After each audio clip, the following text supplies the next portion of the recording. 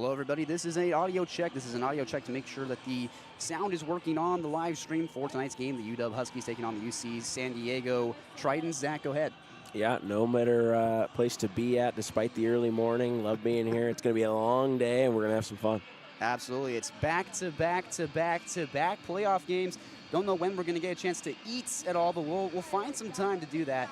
This is KUGR Cougar College Radio, the sole broadcaster for Cougar hockey. But this weekend, we'll be covering every single PAC-8 playoff game. So stay with us for the entire weekend of some exciting PAC hockey to see who takes home PAC-8 glory in 2026. This is Smith Slye with Zach McFarlane. We'll be back for puck drop-in at 10 a.m. Listen to KUGR Cougar College Radio. Make sure to subscribe to the channel. We'll be back in just a second.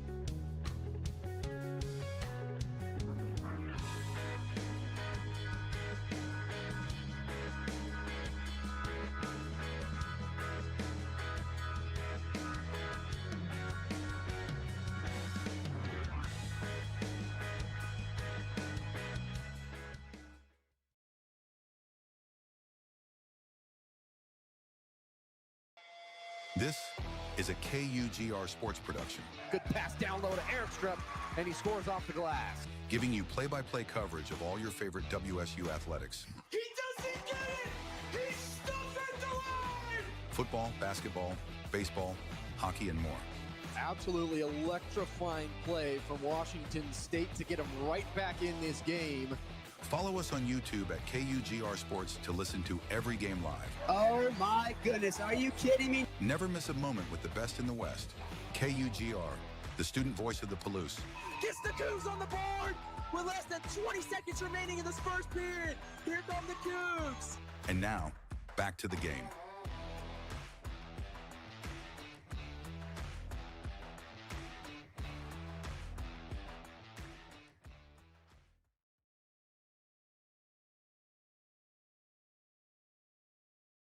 You're listening to Cougar Hockey on KUGR.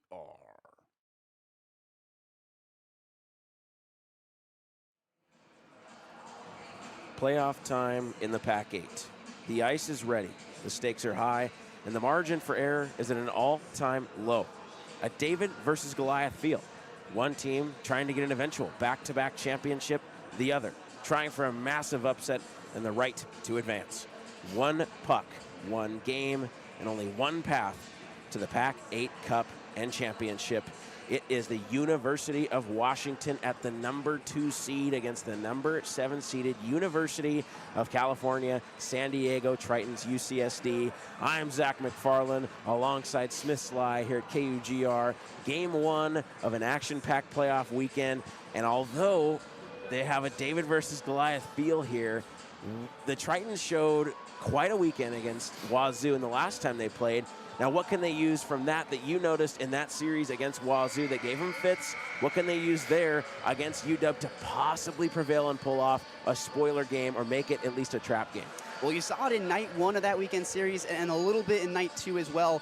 But the defense for the Tritons was just absolutely amazing. Every single time the Cougs got past the blue line, they ran into that Tritons defense, poke checks, sweep checks, just clearing pucks away, not letting very many pucks actually get on net. So the defense for the Tritons is really what kept them in that game, allowed them to beat Wazoo in game 1 and just barely lose to them in the shootout in game 2 as well. And of course, that makes it really easy for the 2 goaltenders for the Tritons. It's Matthew Malo and Isaac Layden. Both of them put on clinics in the crease against the Cougs in that weekend series. Matthew Malo comes into this game, he's got an .846 save percentage, and Isaac Layden, he's got an .863 save percentage. Malo's averaging about 7.37 goals against on average. Isaac Layden about 5.9, so basically 6 goals against on average. Lupinacci for the Cougars, he says it a lot. You need 5 goals to win the ACHA. So they're averaging over 5 goals against usually in a game. But if the defense for the Tritons can do what they did against the Cougs in that 2-game series 2 weeks ago before the playoffs, then the Huskies might have run into a bit of a spoiler team. Like you said, the Tritons could possibly take out the legs from the Huskies and make it really hard for them to advance to that next round. And the Huskies really need to get to the next round, to the next round, to the next round to be able to get to the championship series. So if the defense shows up for the Tritons, I would not be surprised if the Huskies run into a bit of a spoiler team. No doubt about it. And just out of respect, we're going to take a second here to do the national anthem. We'll be back with you in just a moment.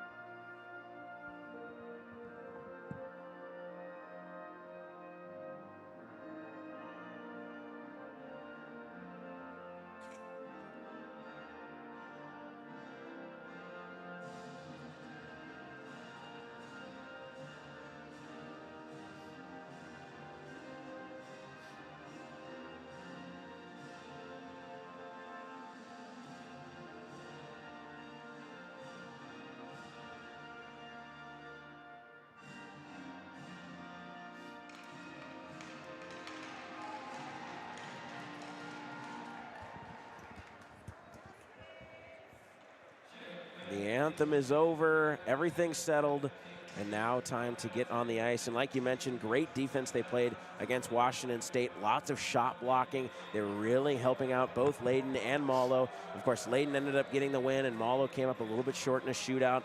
But you just almost wonder if shot blocking can really be the key against guys like Lampman and Dominic Wolf for UW who are just dominant. I mean, you have Dominic Wolf, 58 points.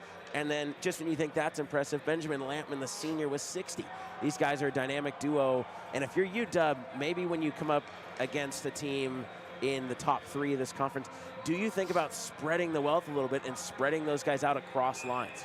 Absolutely, especially against the Tritons. You're going to need to have to save your legs a little bit. You can't lean on Benjamin Lampman, Dominic Wolf a little too early in this series. If you do that, your legs are going to be dead by the time you get to round 2, especially by the time you get to the championship series. So for the Huskies, like you said, spread the wealth and see if you can't just grind down the Tritons in round 1 of night 1 of the PAC-8 playoffs. And it will be Tartaglia to lose the draw for the Tritons against Lampman. And we're underway as Irwin will try and speed on by across the line. Can't do it. And a little jam play and could not get by. To Towan. Lost the puck. It's loose and it comes out to DeFreitas. He circles in behind the cage looking for an outlet, and he will play it ahead. And it eventually relays down into UW territory. Lampman back to grab it. Calmly walks his own blue line and feathers one over. Dump back in off the stick of Irwin, and a bouncing puck coming toward the cage, but pushed away by Titoan. And Lampman now giving him fits. Lampman with a great forecheck. The young Derek Yang gets the puck. He's got it on his stick, shoots one, and rang it off the bar. Just 45 seconds in, we have one that hit the post. That was just a great shot from Derek Yang. Forces the turnover, then puts the shot on goal. I mean, you're seeing it here. There's some turnovers at the blue line. This is what we saw with that Wazoo game. But UW really good at winning the turnover battle, even though they're getting stood up at the blue line sometimes. And they might have an opportunity here.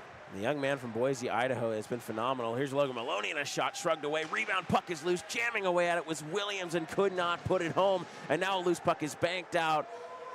And Reddy will come out and fly that one all the way down, and he's actually going to get an icing against his team. 18:41 to play, and when we talk about Derek Yang, he was really phenomenal against Washington State at Tri-Cities in that arena when they won 10-0. He was one of the star players in the game, and he's only a freshman. Absolutely, yeah. I mean, he was getting goals, he was getting on the score sheet, but he's also a very physical presence. So you saw it there on that shot that he had. He was forcing turnovers. He grinds. He's very physical. That's kind of just what he does. He stick lifts. He gets the pucks away from the other team. So he's definitely someone you want to keep your eye on if you're a Husky fan or if you're a Tritons fan.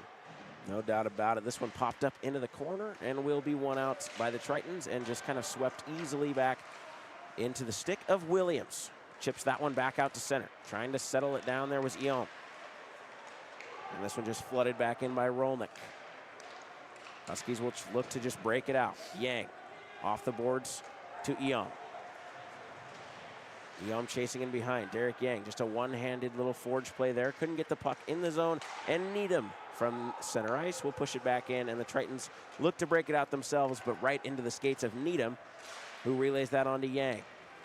On to Logan Maloney. Maloney just chips one by his opponent. Works it at the opposite wall.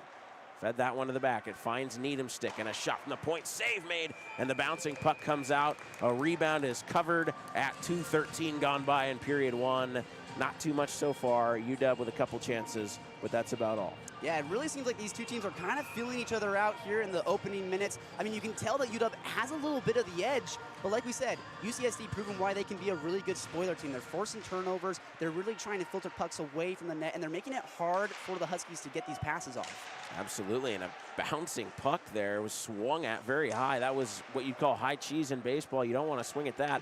Now, easily would have been a high stick if they made contact. Nonetheless, the Tritons will try and get it out of their own zone.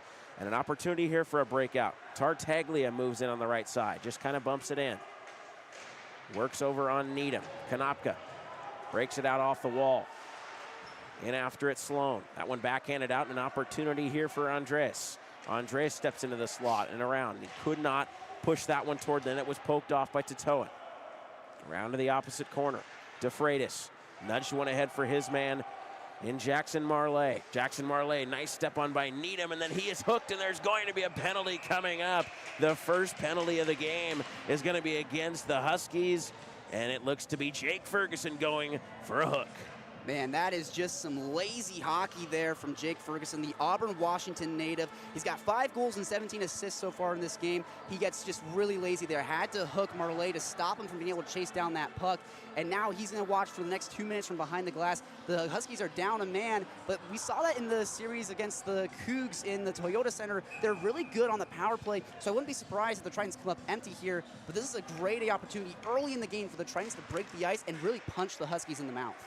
If there's ever an opportunity for the Tritons to win this game that, of course, they are not favored in, it is to score and be effective on this power play.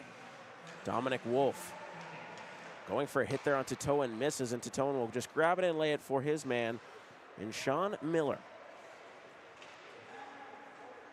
Tritons just in their own zone right now. Huskies hemming them in. We saw a great penalty kill, like you mentioned, against the Cougars back in early January. And they were really going to work there. Here's Tritone out in front and just stashed one a little bit wide of the far post before this one is swept all the way down, and having to make a save on that is the netminder Isaac Layden. And the Husky offense just got a little lazy there, and here's a turnover. Tritons able to make things happen in their own defensive zone and turn the puck back over. Sekaguchi leaves one for Tritone with 1:05 left here on this power play. Tried to hit Sekaguchi at the blue line, just can't connect, and the Tritons really haven't had almost any time other than the opening faceoff of this power play in the offensive zone, and it's cleared back down yet again. Yeah, the Tritons are really getting stood up at the blue line. They're trying to break in. I mean, besides that one stuff chance opportunity from Tritone a little bit earlier, they're not able to get anything going on the power play, and here comes the forecheck for the Huskies, really pinning them down. There's Derek Yang got that on his stick. They're just doing a really good job of forcing the Tritons to stay in their own half. The Huskies, I believe, are going to draw a tripping penalty here. And it looks to be a 4-on-4 upcoming with 35 seconds left on the initial power play for the Tritons. And they will be shorthanded for 1:25 once this is all said and done. Yeah, it's number 4 who's going to head to the box for the Tritons. Number 4 is actually a different player who's swapped jerseys with Adrian Chavez, so we don't know who is number 4 for the Tritons. So bit of a no-name there from behind the glass. But now, yeah, it's 4-on-4 for the next 35 seconds, and this is where the Huskies could possibly shine. We will see if the Huskies can capitalize. More ice space favors their very speedy and high-intensity offensive play. But Irwin turned it over there. Unlike him, a very uncharacteristic. But Morris will calm it down. The captain for the Huskies in all purple carries it up 3-on-2. Morris loses the puck, but is able to nudge it through the legs of Colander. And it comes back to the point. Irwin settles it down, glides it across the line. Williams a shot, and that one fought off by Layden again. Morris one more time, back to Irwin. Gliding toward the right circle, and a shot blocked there by Colander. And again, the shot blocking of the Tritons being huge. And now breaking out here are the Tritons. Moving on in, Jackson Marley, and a shot right off the stick there of Maloney and up into the netting. They got to go back here to that opportunity a little bit earlier for the Huskies, where it was Cameron Irwin takes the puck. There was a screen laid on by Bear Morris, who put the screen on, allowed Irwin to get to the outside, gave him that shot lane. That is where the teamwork for the Huskies is so fun to watch. They just know where each other are on the ice. They know how to set up plays, and that's going to be the difference maker between them and the Tritons in this match. And a shot there just quickly laid on by Fighter. And a stoppage of plays, that's in the glove of Zach Reddy, who, again, like you mentioned, has been great for this Husky team. Although the Huskies, their goaltending really hasn't faced too many shots comparative to other teams in the league, but they have been stellar nonetheless. And another snag right off the draw to Towen from the point, let it go. But again, stopped with 5:23 gone by in the first frame. Yeah, Zach Reddy, he's got some pretty impressive numbers. A .906 save percentage, 2.67 goals allowed on average. He's out of Redmond, Washington. That's my hometown, so good to see someone from Redmond getting it done here in the PAC-8. And good representation from the hometown for you. Quite a few Seattle guys on this list, so I feel you there. A lot of UW guys, good representatives of Seattle. Here comes Lampman. Just spins it back to the point. Logan Maloney was waiting there. Derek Yang, 45 to go on the power play. Wolf at the point and a wrister. Blocked down in front again by Fighter. Over to Lampman at the top of the circle. No defenseman out there at all for the Huskies. Wolf over to Lampman. A wrister on net. Blocked down in front. Yang, backhander. Really to no man's land. And into the opposite corner it trickles to. Towen tied up there by Maloney. Eom takes it again. Eom with a wraparound try. Loose puck comes through the slot and out. Towen is going to take it himself. And he's just going to slightly dump it in, wasting a lot of time. 15 to go. on the power play. What a kill. Yeah, like you said, there were no defensemen on the ice for the Huskies. They're taking a very offensive-minded approach to that power play there. They iced this puck, so it'll be brought back into the Husky zone. But the Huskies were really trying to capitalize on this. Why they had all their forwards out to try and stuff something home. You saw that wraparound opportunity there from Juniome. He tried to just wrap it around and get it to stuff it through there. Like you said, he's a Seattle native, so a lot of Seattle natives on this UW squad. Shocker there. It's a Seattle campus. But, yeah, the Huskies are looking fairly solid. But the Tritons are playing, again, like we said, great defense so far early on in this matchup. No kidding. Penalty kill has never been better. 5 seconds, all that's left on the power play for the Huskies. And you almost wonder if the Huskies are a little bit just sloppy. They don't really seem like their normal selves. They aren't connecting as well. But again, maybe that is just to the Tritons' credit. Here's Wolf giving it away out in front. Number 4, a great save is made by Reddy. A great turnover cause and a backhand play that is stopped by 31 in purple and gold. Man, that was scary there. Right when you were talking about how sloppy the Huskies are looking, they give up that opportunity right there. Andrew Garcia almost has an opportunity to just backhand that, stuff it past Zach Reddy. I think, like we said, he might have a 906 save percentage, but he's only made 308 saves, which, you know, compared in the Pac-8 isn't really that much. So he hasn't been tested that much. So I'm sure if he gets any kind of grade A opportunities on him, it's going to be hard for him to shut them down. And we're going to have a little bit of protect the puck action here. No whistle is called, as there was a hand pass in play. A good hit there. And a battle for the puck, and here come the Huskies. Peter Konopka to the outside with speed. A shot off the skate and wide and behind the cage. Taking it, McConnell. Cannot win the battle for it. The Tritons will come out with it in a cross-ice pass here. Calming it down is Gutzialis. He's run along the board. Oh, my goodness, and he is absolutely Cronwalled by Duncan Needham. My goodness, what a hit that was. Right to the back. Wow, and Needham now in behind the cage leaves it off for Konopka. And a breakout for the Huskies. Almost a hospital pass in and of itself there.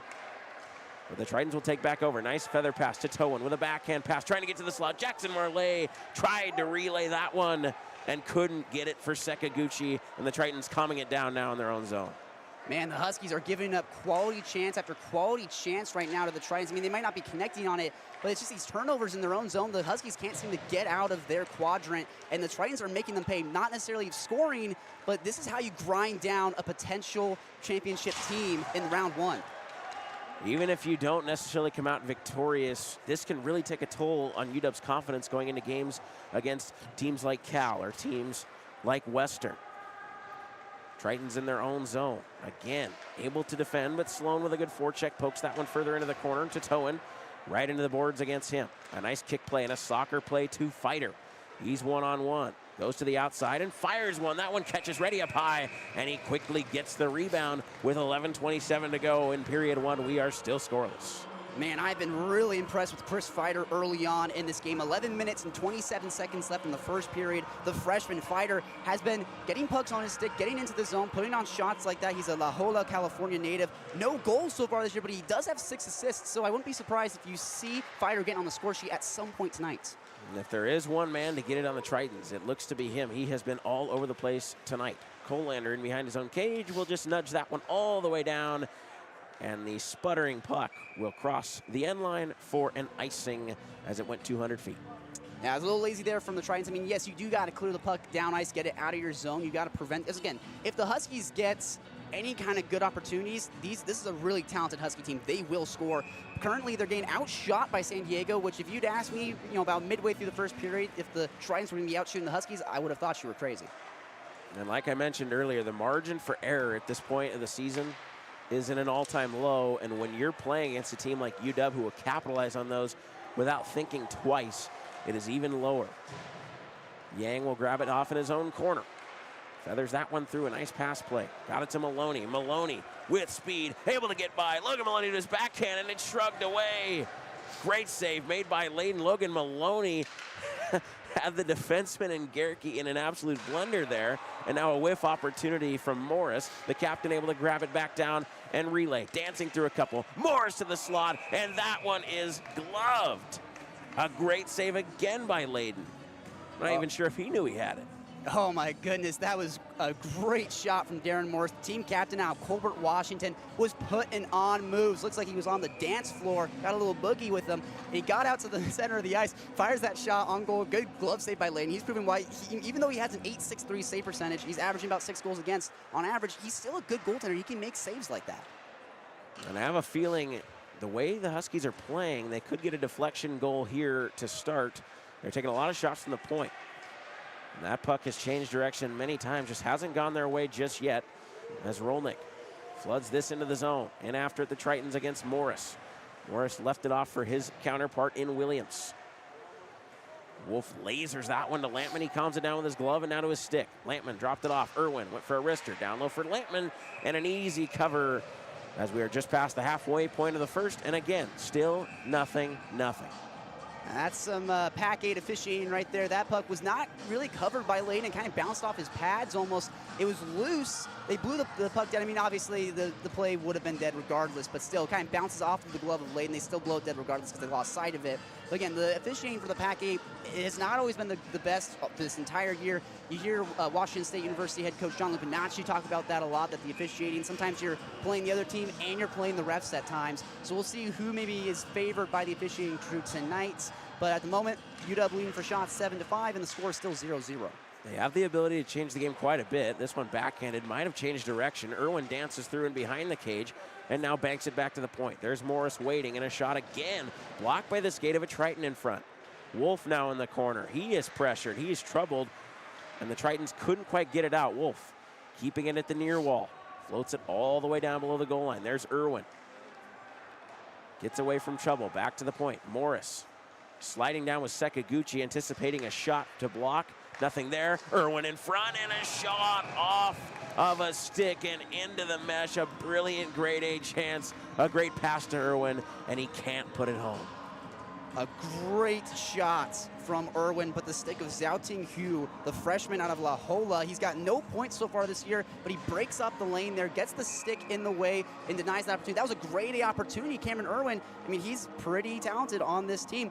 He's got 20 goals and 20 assists, a very balanced player. He was looking for number 21, but couldn't get it there because Hu was just able to take away that shooting lane. And great vision and execution to actually execute that pass that was through the slot, right in between pretty much everybody there. This one floated through. Fighter in front, and that one poked off to the far half wall. It comes back up again and across the blue line and out, and the Tritons will just float this one back in. That's Lars Abam doing that, and now Britt for the Huskies. Floats it across ice. In after it is Abam again for the Tritons, who just floods that one away. Needham unable to keep it alive at the blue line and sweeps it right back in for another dump in, and no change here for either side. And that scoring opportunity back there, that was number 13, Fader. Tried to feed a pass over to Sean Miller. Like I said, I wouldn't be surprised to see him get on the score sheet. And Sean Miller, team captain, almost able to break the ice for the first time. So let's see what happens. Towen shields the puck around, and he had a shot on ready that was a block, presumably. And now again, here's a shot from DeFreitas, and that one goes wide. Kolander fielding the puck, and he will have to race on after it, in which he does. He is pressured heavily here by the Husky forecheck. But nonetheless, a very even game. 7-6 in the shot column. UW leads, but it's not by much. Huskies look to do some damage here on a breakout, but they can't connect. However, Sloan gonna call off the icing. A good race on for it. Sends it back for Konopka at the left point. Over to Andreas, tried to dance through. Fielding that one and saving it is Ferguson. He has the minor penalty today for the Huskies. Send it across. Needham with a shot, and that one again stopped by Layden with 7:47 to go in period one. Still looking for our first goal. Definitely Duncan Needham's eyes got a little wide there. He's only got 1 goal so far this year, so he was hunting number 2 right there. He's a defenseman, so you're not expecting him to get very many goals, very many open chances like that. Usually he's probably shooting from the blue line, getting tips. That's why he's got 12 assists so far this year. But yeah, the Costa Mesa, California native was looking for goal number 2 on the season right there. And although he wears number 65, he is no Erik Karlsson. That is not his style of play. He is a very defensive defenseman, so when he can get on the board, again, that is fantastic for the Huskies when your defensive defensemen are scoring. He has one this season, was looking for another there, but Layden had other plans. Sloan feathered that one across. In front, loose puck, and a shot that goes wide off the stick of Ferguson. Now he has it the near wall. Goes down low below the goal line. Andres looking for something out in front. Couldn't get it by the stick there, and it's played back out to the neutral zone. And again, just good defensive coverage from the Tritons, but now trying to catch him on a change. Here comes Heiser, drops it off for Ferguson, through his legs. Ferguson floats it toward the goal, and again, answered by Isaac Layden with 7:03 to go. Two great opportunities right there. The Huskies try and catch the Tritons in transition on the second chance, but that first chance, Ferguson with that shot, that may be the first time tonight that you've seen Layden lose the puck. That was the first time he really didn't see where it was. That definitely got my heart going a little bit. Luckily for the Tritons, they aren't able to capitalize on it, and we're still 0-0 with 7 minutes left in the first frame. They have been truly phenomenal defensively. Again, just a mishap there. You cannot turn the puck over too many times, and here we go. June Eom sends it back to Williams, and a shot that's blocked. Brilliance from the Tritons again. Moving back, Sekaguchi trying to get away from Morris, and he is shut off there at the far half wall. Push back up to Eom. Trying to work over Lewillier. That one's sent down to the slot, and the Huskies able to clear it back out, and Maloney. He is a big threat for this Husky team. Logan Maloney sends it around looking for Yang. Couldn't find his stick. 6:25 to go and ticking here. Maloney gets it out in front. Eom fanned on it. Directed in front. And that one goes wide. Isaac Layden came way out of the crease. And they had an opportunity and can't put it home. And it comes all the way down. And Reddy corrals it. Man, that was a scary opportunity there if you're a Triton. It was an loose puck, open cage. Layden didn't know where it was. They could have smacked it home, but they just didn't have a Husky there. Again, the Huskies looking very disjointed in this first period. That pass goes wide right there. That sums it up. Their passing hasn't been as elite as it has been against other teams, against the Cougs, for example, when they played them in the Toyota Center. They beat them 10-0. That was probably the pinnacle of what this Husky team can do, and they're just not playing to that ceiling right now in round one of the PAC-8 playoffs. In an ACHA, especially in this league, any team can beat anyone on any given day. And the Tritons are absolutely giving the Huskies fits, and really nobody saw this coming. And the Huskies really just trying to find their rhythm, and they just can't. With every facet of the ice, they can't do it smooth. Getting tangled up there in behind the play was Williams. Sent back Wolf. Leaves it off for Lampman. Top of the slot. Lampman a shot, and blockering that one, punching it away to the corner, was Layden. Loose puck is angled off the glass and all the way out for the Tritons, who will not be an icing. Konopka fields it at his own circle. Leaves it off for Musgrave. We'll go across ice again. Tried to feather that one through a forced pass. Goes right into the skate of a Triton. Here's a shot by Smith, and that one goes right into the corner. Nowhere close to the cage. Konopka again being pressured there. Fighter back out onto the ice. You mentioned him. He has been fantastic on the forecheck tonight, as he will back check now as Musgrave. Goes cross ice for Irwin. Irwin at the circle, sends it down low, directed just wide of the short side, and then sent out in front, and a chance here, a mad scramble. The puck is loose, and it's kicked all the way back out to the point. Musgrave cannot keep it alive, and there will be an offsides call with 4:29 to go in period one. Yeah, sneaky play there, Daniel Musgrave. He probably knew that puck crossed over the blue line. It's kind of a blind spot right here. We can't see it with the boards, but that puck just leaks past the blue line. Musgrave, a Seattle native, a sophomore, tries to just pull it right back into the zone, but the line judge has got a good pair of peepers on him, sees that cross over the line, and they bring it out to the neutral zone. And of course, at the professional level, it's always interesting. You can at least go back and look at it. In this case, you can't. If it's called, it's called. If it's not, it's not.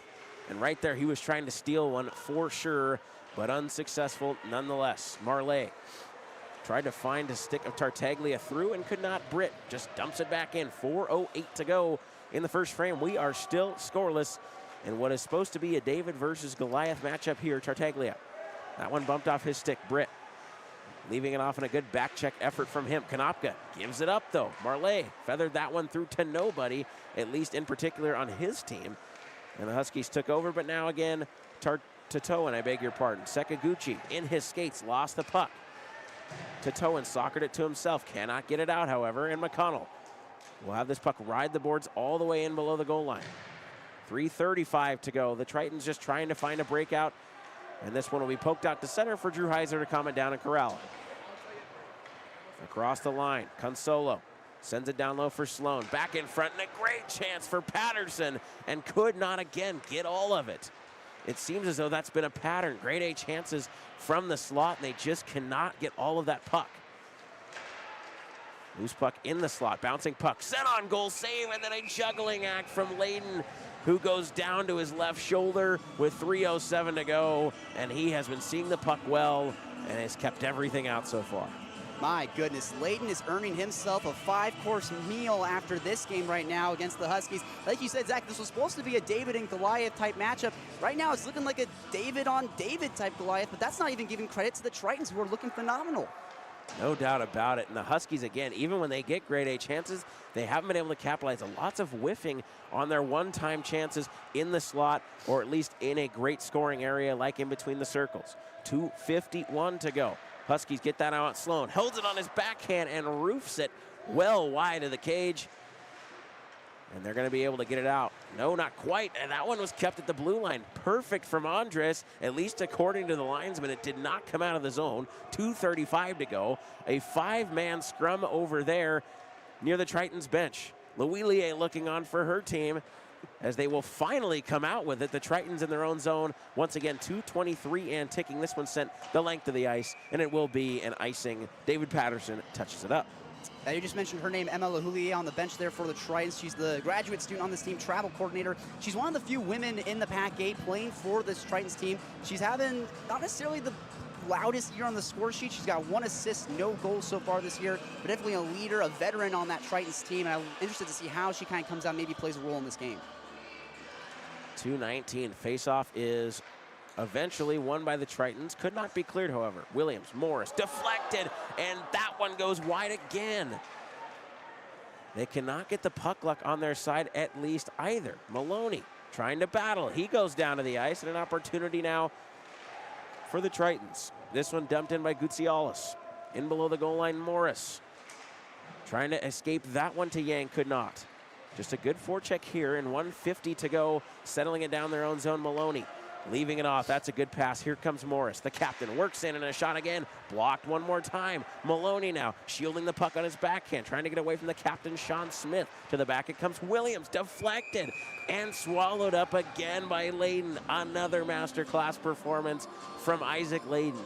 You mentioned it, Zach. The strategy right now for the Huskies is shots from the blue line and trying to get a tip to just take it offline, just try and sneak it past Layden. And it's not really working so far. 1:35 left in the first frame. And like I said, the defense for the Tritons is showing up so far in game 1 of the PAC-8 playoffs. Like we mentioned before, in the Wazoo series, a lot of shot blocking, and that's what really frustrated Wazoo. And yes, the Huskies still have gotten 15 shots this period, but they could have so many more if they weren't blocked a lot of the time. Fighter leaves it off. Here's a shot that goes wide for the Tritons. Smith unable to get that for the Tritons. Here comes Lampman. 70 seconds to go here in period 1. Irwin settles it down, finds Lampman, looking, feeds one in front. Loose puck is there, covered by the Trapper with 65 ticks to go. That was dangerous. Irwin, Lampman, and Wolf all out on the ice. They can definitely get something going, create some magic in the waning stages of the first frame there. And you almost saw it. Irwin across to Lampman, and then he tried to get it almost maybe off the pads of Layden onto the stick of Dominic Wolf. But Layden, he's doing so great at just diving on top of these pucks and melting them down and preventing those rebound opportunities. The Huskies have it in behind their own cage. Bang, one out in front, and another save by Layden. He goes post to post and shuts down Irwin. And the Huskies know what it's like to be the upsetter or the spoiler. Last season, they won the PAC-8 championship on this very ice against an undefeated Cal team who had not lost a game all year until the championship, and now possibly on the wrong end of it here in round 1 of the 2026 PAC-8 playoffs. The Tritons giving him fits. 47 to go. Here's a shot in the point. Blocked. Sekaguchi trying to escape out of the zone with it, could not. And this one is floated back in. 40 now to go in the first. 17-6 in the shot column. It's not close, but it could be a lot worse. The Tritons really shutting them down defensively with shot blocking and taking away shot lanes as well as passing lanes. Tartaglia ladles that one in off the boards. It goes in below the goal line. Marley couldn't come out with it for the Tritons. It'll be Sloan across the red line. Just fires it in off the glass. DeFreitas able to swat that one out of harm's way. And a good hit here on Ferguson by Tartaglia. Physical play gonna be needed against this Husky team. 6 seconds to go. It rattles all the way around the end wall. The Tritons will calm it down until there are triple zeros on the clock. but add 2 more as we are still scoreless after 1-0. And if you are the Huskies right now, what is the first thing you're trying to fix? My guess would just be being able to connect pass to pass, tape to tape. But what's your take on this here? Let me tell you, Zach, if you had told me after the first period of Game 1 of the PAC-8 Playoffs, Huskies versus Tritons, that we would be deadlocked at 0-0 going to the locker room, I would have thought you were crazy. This is a tale of 2 teams with 2 very, very, very different identities. The Huskies are a talent all day, 7 days a week. They have some really, really talented players on the ice. They have Benjamin Lampman, who's got 60 points coming into the playoffs. Dominic Wolf, who has 36 assists, 22 goals. They have 2 goaltenders who have over 900 save percentages. So they're a team that is just, again, talent all day, every day. But UCSD doesn't have the talent, but they can grind you down. Their defense, they use their sticks, they break off lanes, shooting lanes, passing lanes, they poke check it away. They make it really hard for you to get anything going on offense, and the Huskies are running into that brick wall. Layton's doing phenomenal. You say 17 shots after the first period. The Huskies kind of heated up a little bit there. They lead it 17-6 in terms of shots. So Layton facing a little bit more than he probably would have liked to after the first period, but he's doing phenomenal. He's not, he has an 8.63 save percentage, but he's not playing like it after the first period at the very least. And like you mentioned, you said Isaac Layton has faced more than he would have liked, but he would have faced even more than that if the Tritons shot blocking just wasn't incredible. They have shut them down, and I would say maybe 30 shots if you don't take away the shot blocking. I'd love to see the shot attempts from UW. It has to be at least double of the shots on goal they have now. But nonetheless, we are scoreless. 11 minutes until the second period. We seem to have shortened breaks here as we will be going all day long, game to game to game to game. But nothing. Huskies, UCSD. We'll be back with you shortly. I'm Zach McFarlane on KUGR with Smith Slye. If you like what you're seeing, please like and subscribe. 10:40 to go until period 2. We'll be back with you in just a moment.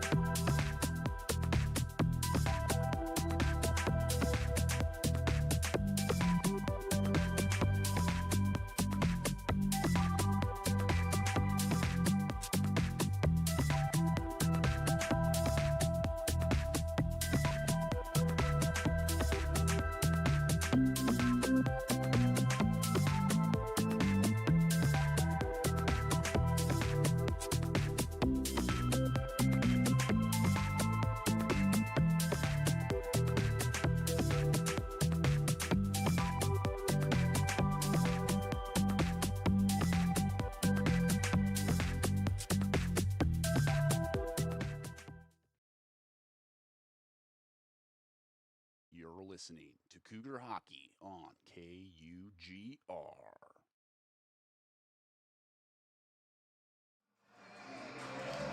The slate remains empty after 20 minutes here in Cheney, Washington. Day one, game one of the PAC-8 playoffs. The Huskies taking on the UCSD Tritons. And after 20 minutes, the Tritons have been doing an absolutely phenomenal job of shutting out the reigning PAC-8 champions on the ice. But we move into period number 2, the period of long changes. You got to wonder if there's going to be a reset in the locker room for the Huskies, or if Matt Cleaton might watch round 1 slip away from him against the Tritons. We'll see in the next 20 minutes of action in the PAC-8 playoffs. Good evening, ladies and gentlemen. Good morning, I should say. It is 10:40 a.m. I'm Smith Slye, joined by Zach McFarlane in the broadcast booth here at the Eastern Washington University Rec Center, getting ready for period number 2. And our sideline reporter Kate Cherney was down on the ice after that first period with the head coach for the UCSD Tritons. Kate, what do you got for us?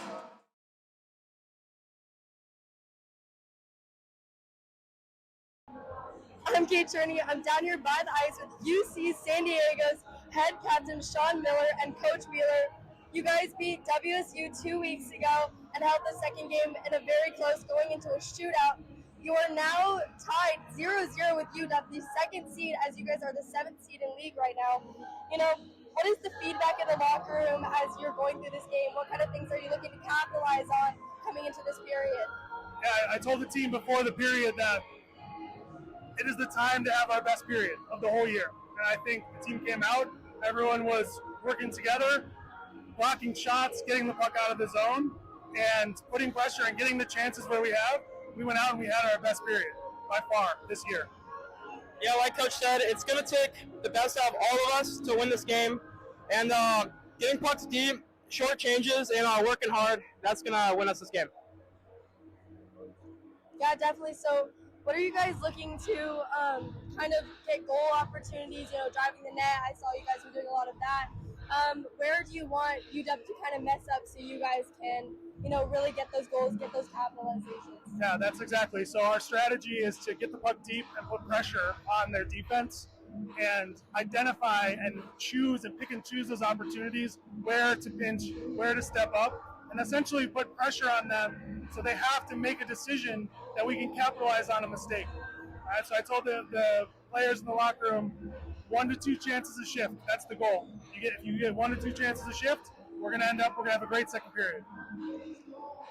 Yeah, what Coach said, get pucks deep. We're hoping that their defense fumbles the puck with if we're pressuring them hard. Also hoping that a couple of their guys get greedy, we get an odd man break the other way and get a goal there. So awesome. Thank you guys so much. Thank you. Thank you.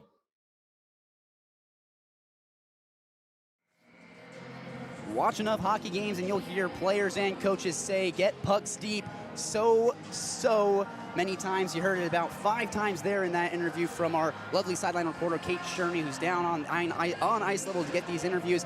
But the players take the ice. They're in their benches. Both goalies are in their creases, and we are just about underway. But, Zach, as we move into the period of long changes, what do the Huskies need to do to maybe break past that Tritons defense? Well, before I answer that, I mean, he talked about in his interview really the two things that are frustrating the Huskies right now. They are blocking shots, they're getting it out, and then the frustration of the Huskies is causing them to turn the puck over to the Tritons to give them the chances. So if you're the Huskies right now, I think you got to get the puck more to the slot. They're kind of playing around like we've seen Washington State do, where they're taking shots from the point and they're trying to get deflections when the Huskies are absolutely more than enough talent on their team to get that puck to the slot, maneuver it across the circles, and get one-time shots. We've seen them fan on quite a few one-timers in the slot and around it as well. So if they can just connect on any one of those, they should have no problem scoring. But Isaac Layton has been a wall. Benjamin Lampman will square off with Tartaglia. Tritons win the draw, and period number 2 is underway in Cheney. Drawing it back, team captain Darren Morris. He's got the C on his sweater. He'll bring it through the neutral zone, chipping off the boards and down into the zone. Chasing it down, it's DeFreitas. He'll square off with Dominic Wolf, and Darren Morris there as well. Playing against the boards, Tartaglia pins him off it and will leave it for DeFreitas. Chasing down Dominic Wolf, but it's chipped onto the stick of Marley. Tries to move it through, but Sticks broke up that pass, and here comes DeFreitas with a head of steam. Too wide of his stick. Darren Morris poke checks it away in the neutral zone, but it's picked up right by Sakaguchi. Out in front, a shot over the head of Zach Reddy.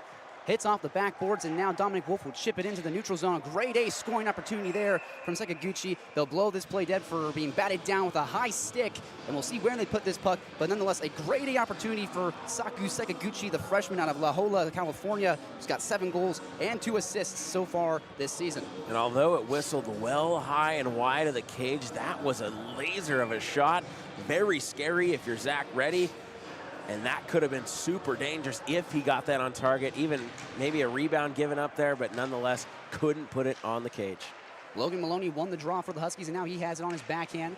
Dancing will hand it off for Duncan Needham. Shot from well out, hits off the body of Garcia, but the rebound's picked up by Needham. He'll fire it on net, hits off the back of the net, and now it's picked up by Collender for the Tritons, but there's Derek Yang to harass him. He's got on his backhand. He'll backhand it out to number 43, Junioma. Shot from well out and secured by Layden. Used the glove and the blocker to just kind of clamp down on it. He holds on to it. He'll melt it down. There's 18 minutes and 53 seconds left, so 19 minutes left in period number 2, and we are still scoreless, 0-0.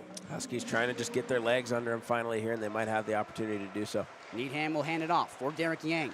He'll try and dangle, try and put on a move, but ends up just leaving it for Juniome, who gets sandwiched into the boards by Collender. Backhanded out to Needham at the blue line. He just barely keeps it. Konopka almost lost his handle, but is able to get a pass to Maloney. Back out to Konopka. He'll feed it over for Needham on the far side. He'll shoot through bodies. Glove save by Layden. He gets another one. His 19th shot faced so far in this game, and we are just barely into the second period. And he has just been really seeing the puck well. I think you mentioned in the first period there was really one opportunity the Huskies had where he didn't quite see where it went. Maybe hit off a couple of bodies in front, got deflected. He, again, calmed it down, though, once he did, and he has just been seeing the puck so well. That glove must have a magnet in it, and he has just been a wall. Ferguson will win the draw for the Huskies. He has it behind the cage of Layden. Tries the backhand out to Konopka, and he will. Tried to push out to the blue line, but he just barely turns over the Tritons, but here come the Huskies. Fed out in front, Sloan, a shot, blocker save by Layden. What a great A shot through bodies, but Layden sees it and punches it aside. Ferguson with the puck, tries the backhand stuff, and it doesn't work. DeFreitas fighting for it. Konopka chips it off the boards to the blue line. For Andres, a shot through bodies. They score! The Huskies break the ice in period number 2. The first goal of the 2026 playoffs. It's Anthony Andres from well out. And it was a shot from the point. How fitting. That's what they've been running this whole game so far. And it did take a bit of a weird one to fool Isaac Layden. They get it by him. It was kind of a high shot, probably got deflected a little bit in front. Nonetheless, it hits the top of the back of the cage, and the Huskies have finally broke through. And you almost wonder if this is going to lead to a domino effect of many more. And that shot felt like it was left the stick of Anthony Andres and somehow teleported into the back of the net as a feed out in front, trying to chip it past Layden. He's able to get the glove over the top of it, seal off the post, and melt it down. The Huskies trying to use this as momentum to maybe punch the Tritons in the mouth a little bit, maybe pull away here in this second period. But nonetheless, they break the ice. Anthony Andres gets his goal and is able to get the Huskies the lead. That's Anthony Andres' 7th goal on the year, so he's got 6 assists, 7 goals. So a fairly balanced player there from Anthony Andres, the sophomore out of Vancouver, Washington. Pinned against the boards, kicks onto the stick of Lampman. He'll shoot, hits off the bodies out in front. Fair catch by Layden. That puck was popped into the air. He camped underneath it, made the catch, and we'll melt it down again. We got 17 minutes and 42 seconds left in period number 2, and the Huskies leading by a very, very thin margin. And of course, if you're Isaac Layden, you hate to give up that goal. Not really on you. That's a tough play to make as a netminder, but you just have to be able to flush that play away. You can't let it eat away at you. You just have to re-lock in, know that you've been playing strong and confident, and have confidence in your team in front of you that they're going to do the job. Huskies force a turnover. Dominic Wolf onto the stick of Lampman. He fires, and it's wide. Never even had a chance of making it on net. Lampman tried to lay a hit, but missed, and now it's Heiser who gets it from Musgrave, chips it off the stick of Lampman, and now it's onto the stick of Sean Miller, the team captain. We heard him in the post-period interview with Caitlin Cherney, and it's turned over onto the stick of Fader. He's been absolutely phenomenal in this game. Tries to put on the shots on the stick of Sean Miller. That shot, bouncing puck, picked up by Miller. Stripped off it by Benjamin Lampman, and here come the Huskies. Cameron Irwin with a head of steam near side will skate out. He just puts a shot on goal, a knuckle puck that's secured by the pads and glove of Layden. He'll hold on to it, and we'll have another face-off in the Triton zone. 17 minutes on the dot left in this period. The 17 minutes exactly, and the Huskies still leading 1-0. And the Moreno Valley native, Cameron Irwin, one of the more dangerous players on this team, and you just see the stick of Titoan able to just chip that puck enough to slow it down, and it's really just a flubbed puck right into the pad of Layden, making it easy for him and really lowering the dangerous chances. Cameron Irwin's got 20 goals and 20 assists coming into the playoffs, so a very balanced player. That's something you see a lot on this Husky roster, and here comes number 35 for the Tritons. Fires a shot into the chest, right onto the logo of Ready. Hits right off the UW logo on his chest. The Huskies wearing their purple throwback jerseys. Tritons wearing their white away jerseys for this matchup. I will say what's interesting about the Tritons, their big game plan in those interviews was get pucks deep, and they haven't really done that at all here in the second period. We'll see if they can get back to it. Williams will chase down this puck in his own corner. 2 Tritons are there to harass him, and here comes McConnell to his aid. Williams attempts to push it out to the blue line, but doesn't work, and it's turned right over to Colin Grebe. He hands it off for Williams, who chips it off the boards and into the neutral zone. Gerke can't glove it down, and going back to track it down is DeFreitas. He's got 2 Huskies tracking him down like heat-seeking missiles. They sandwich him against the boards. Where's the puck? DeFreitas still fighting for it, and he's able to get onto the stick of number 35. Plays it off the boards, trying to find Tartaglia. A whiffed pass there. That was Morris trying to put a clapper home. Got just about 2% of that puck, and the Huskies are forced to be back into their own zone. Again, just more uncharacteristic things here from the Huskies. They're fanning on shots that they're normally just doing in their sleep. Morris, especially as the captain, again, he has been fantastic on the defensive end. He can score goals as well and make plays. But again, right there, he has one teed up for him, and he fans on it, and it turns into the Tritons taking it the other way. Tartaglia backhands it into the zone for icing, and will drag it back into the Tritons quadrant. He got 15 minutes and 48 seconds left, 1-0. The Huskies leading after a goal from Anthony Andres.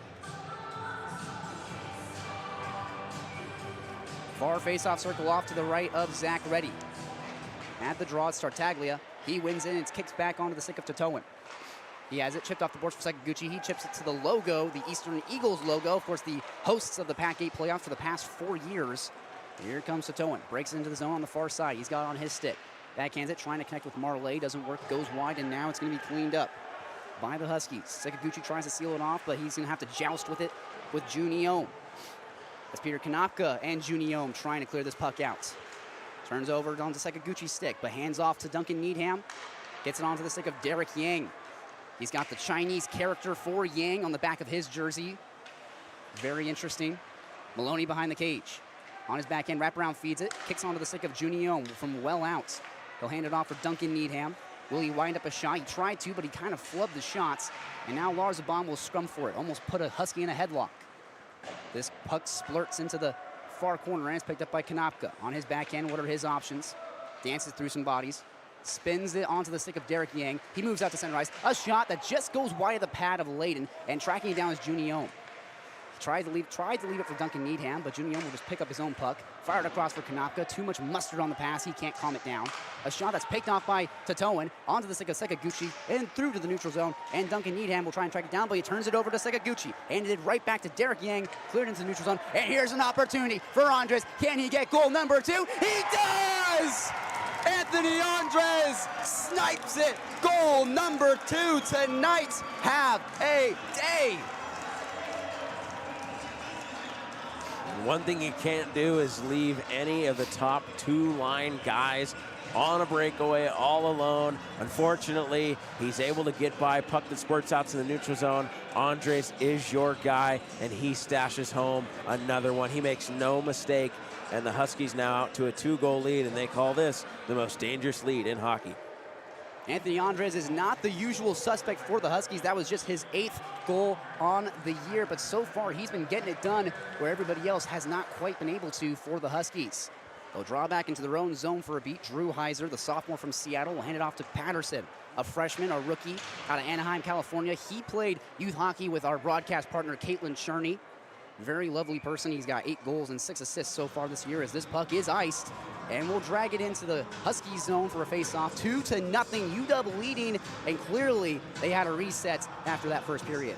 Absolutely, and I mean, realistically, we've still seen them come out a little bit sloppy here and there, still fanning on shots, still missing shots on Isaac Layden where they have good opportunities, but they have been able to cash in on at least 2 that they have gotten. Their first breakaway of the game. Andres makes no mistake about it. They get one kind of a weird deflection up top.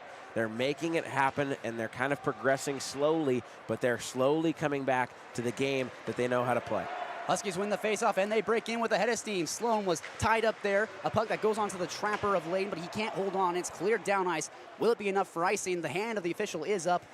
They will call it for icing, and they will drag it back into the Tritons zone. Tritons almost got scored on again. It was almost a 3-0 hockey game, and the Huskies are just putting their foot to the pedal to try and run away with this game in the second period. And the Tritons are going to need to do something here. They are just letting momentum kind of come over the top of them. 2-0 already, like you mentioned. The Huskies, again, really on the doorstep of scoring another one, and you're just icing the puck, keeping tired guys out there. Shot from the blue line from Williams, just kind of rattles onto the glove of Layden. He holds on, he squeezes it, and we'll do it again. We'll have another face-off, and like we've been seeing all night, shots from the blue line from the Huskies.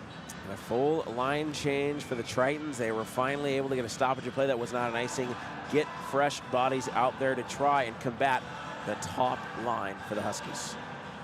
Off the face-off. Gerke for the Tritons will try and joust for it with Lampman, but he loses it. Now onto the stick of Lampman, tries to stuff it, no chance there, and it's turned over to Rolnick for the Tritons, but he hands it off to Dominic Wolf. Attempting a feed out in front, it chipped off a stick and high. It's caught by Lampman, but tracking it down to Freitas. Hands it off to Lampman, kicks out to the blue line for Williams. Shot through bodies, glove down, no, it's kicked out to number 19, McConnell. Pardon me, that's Gutierrez for the Tritons, and it sweeps down ice. Williams will track it down, and the Huskies will hit the reset button. Williams with an all-white stick, chips it through the zone, trying to connect with Dominic Wolf. Coming out of the crease to play it is Layden. Left for Tatoan. What are his options? He has to skate through some bodies. Kicked out to the blue line for Morris, team captain. Gets it onto the stick of Cameron Irwin. He'll spin around in the near wing, kicks off to Morris. Now onto Williams' stick. He hits off his skate and kicked onto the blade of Benjamin Lampman. Now for Morris. Shot through bodies, went wide. Pardon me, Morris has the puck now and attempts to center it, but doesn't quite work. Now onto the stick of Rolnick, who didn't see where it was, and now he tries to feed a pass, picked off by Morris, and the Huskies will try to break in yet again. Just when UCSD really gets an opportunity, they kind of flub it away. Darren Morris with a shot, glove save by Layden. He pins it against the pad, and we'll have a face-off in the Tritons quadrant with 12 minutes and 17 seconds left in frame number 2, and the Tritons trailing by 2. A cat-like glove there from Layden, able to snag that one out of the air. UW nearing 30 shots on Layden, and he stopped 26 of 28. He has been great. He has really been the best player by far on this Tritons team. Of course, Chris Feider making a name for himself as well, but he has been a little bit quieter here in the second frame. Brandon Consuelo wins the faceoff for the Huskies. He's out of Beverly Hills, but not Beverly Hills, California, Beverly Hills, Michigan. Don't think I've ever been there before. With the puck now is Tartaglia, tries to connect with Sekaguchi. Just wide of his stick, he tries to sweep it in. Loose in the neutral zone in their feet. This is pretty typical ACHA hockey, and coming up with it is Konopka. He breaks it in on the near side.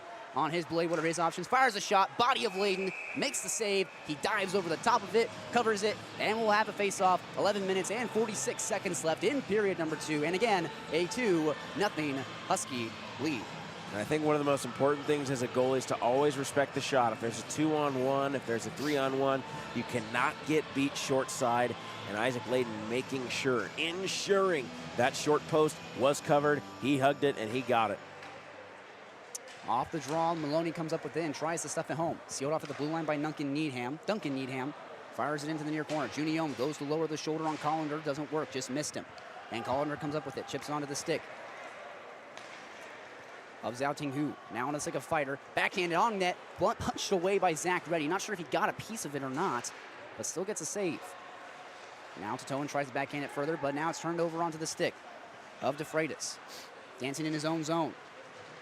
He's tracked down by Maloney and Juniome, but now with the puck, Konopka fires a puck on net. They can't see it. They'll blow it dead, but still, Layden's able to make the save, just catches it in the pillows.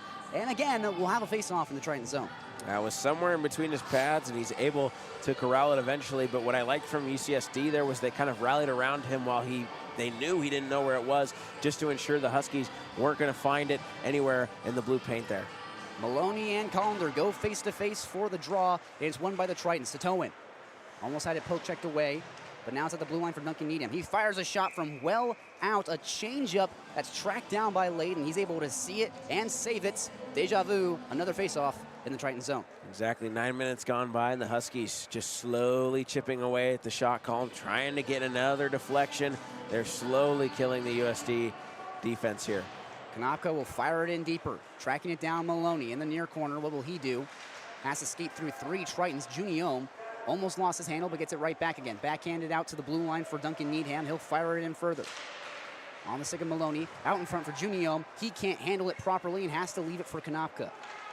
Konopka will chip it onto the stick of Juniome. Backhanded for Derek Yang behind the cage in Gretzky's office, but he's harassed by Titoan, who's trying to shove him off the puck, and he will. Number 35 will wrap it around. Tracking it down, number 18. That's Madden Marley, one of the Marley brothers. This puck is fired in further. Duncan Needham to track it down. Tries to shield it from number 19, Gutierrez. And now coming up with it, Maloney. Dances around, puts a shot, a changeup that just goes over the shoulder of Layden. He didn't really see it, but didn't really need to save it either. Maloney with the puck behind the cage. Tracked down by Gerke and number 35. Maloney will just push it out for Duncan Needham at the blue line. He'll fire from well out, just wide. Layden saw it, tried to make a glove save, but couldn't get the leather to it. And now Titoan is harassed. 2-on-1. Juniome tries to clap it home. Doesn't work. Wrapping around opportunity. Bouncing around. Titoan will come up with it. The Tritons survive. Chipped into the neutral zone. And the Huskies come up empty on that opportunity. And Tritons going for a big change here. Look out. UW trying to catch him. Here comes Ferguson with the puck in the near corner. Stops and starts, throws some snow. What will he do? He'll backhand it out for Musgrave. Shot from well out. Pillow save by Layden. He kicks it aside, and now here comes Marley. Turned over in the neutral zone at the logo. Onto the stick of Anthony Andres. He's got 2 goals tonight, looking for the Hattie. Fires it on net. A bouncing puck covered by Layden. They'll blow it dead. Anthony Andres can't get the hat trick. The Huskies doing everything they can to try and extend their lead more and more and more. They keep getting shots, 33 shots just over halfway through this game. They are well on pace for over 60 shots on goal. And nonetheless, Isaac Layden has been incredible. Immediately off the draw, kicked onto the skates of Anthony Andres. He's got 2 goals so far this night, 2 goals in this period. He's putting the team on his back at the moment. A delayed penalty coming up here against the Huskies, as Reddy will touch up this puck, and we'll see who on the Husky squad will head to the sin bin, the first penalty of the night for the Tritons. Yeah, this is going to be an interference. I was really thinking it was going to be maybe a boarding against Taylor Sloan. They're going to call an interference, kind of a dangerous hit there near the boards. And if you're UCSD, this has to be the opportunity where you get on the board, you cut the deficit in half, and you maybe change the tide a little bit here, because quite frankly, you've had the opposing goalie face 1 shot on goal through over 10 minutes of play. The freshman Taylor Sloan plays a little bit of some undisciplined hockey there and hurts his team a little bit. He's only got 5 goals and 7 assists so far this year, and now he'll watch on for the next 2 minutes from behind the glass. Saku Sekaguchi puts a shot on goal, but it's blocked by the leg of Maloney. Kicks down into their own zone. Titoan will track it down. He's harassed by Maloney, who's absolutely amazing on the forecheck. We saw that in the Toyota Center game against the Cougs. At one point, the Cougs had a 5-on-3, and Maloney was able to kill off the majority of it. He's an absolute pest that you love nothing more to have on your penalty kill. He is incredible. Past the logo, Sakaguchi tries to break in, runs into 2 Huskies, and they bring it in offside, says the line official, so we'll kick it out to the neutral zone. The Tritons really unable to get anything going here in the early stages of their first power play of the night. And it looked like Tartaglia and Patterson got tangled up there near the blue line. And you almost wonder if it was Tartaglia that ended up going off there, just being tangled up with the UW Husky. 8:27 to go. They've got to get something going here. Get pucks deep. Tartaglia and Ferguson head to the dot, and it's won by the Huskies. Fired in deeper by Yang right onto the crease of Layden. Some pinpoint accuracy from the freshman Derek Yang. He's a Boise native. He's got 5 goals and 12 assists so far this year, so he's been great for the boys in purple and gold. Tartaglia got kind of shoved by Patterson at the blue line, but now behind the crease of Reddy. Fighting for it is Sean Miller, team captain. Him along with Garcia will fight for it, and Sean Miller comes up with it. He attempted to center it, but just doesn't work. The refs lose sight of it as it was pinned against the back of the net of Reddy. They'll blow it dead. 8 minutes left in frame number 2, and the Huskies leading by a 2-goal margin. And again, just 2 shots on goal for the Tritons in 12 minutes and 2 seconds of play. That just isn't going to cut it.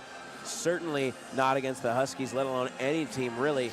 You've got to get more shots on net, and that could just be upon entries. Just allow him to show you he is going to be strong in between the pipes. And Zach Reddy, again, not been called on much, but he's been perfect throughout. Taylor Sloan has got 56 seconds left in his time behind the glass. And off the faceoff, it's David Patterson who just fires it off the boards and down ice. Definitely gave the Lions judge a scare there, almost hit him on the leg, and definitely scared the bench of the Tritons there as they kind of had to shield their eyes a little bit and hopefully not get hit in the face with the puck. Tartaglia tries to dance through 2 Huskies, and he will. Somehow comes up with the puck at the logo, breaks in on the near side. Left for Marley, one of the Marley brothers, and now Garcia will fire it in further. Tracking it down, it's Sean Miller. Far wing. He's got 2 Huskies trying to take it away, and they will. Musgrave. Pardon me, that's Drew Heiser along with Derek Yang, and Yang will come up with it.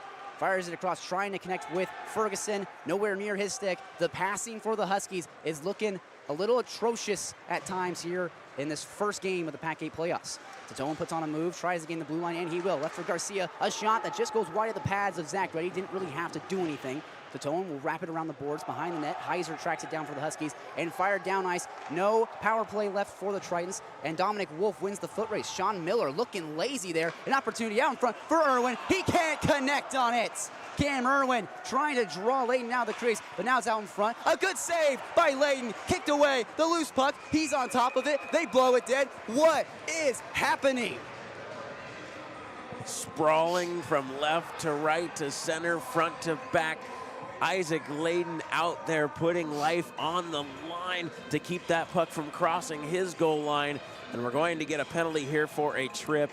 It is seemingly going to be against Chris Fighter, who has had a good night. Again, interesting, it's a tripping against him. Nonetheless, the Huskies are going to get a man advantage, and that's pretty much the last team you'd like to give a man advantage, especially now.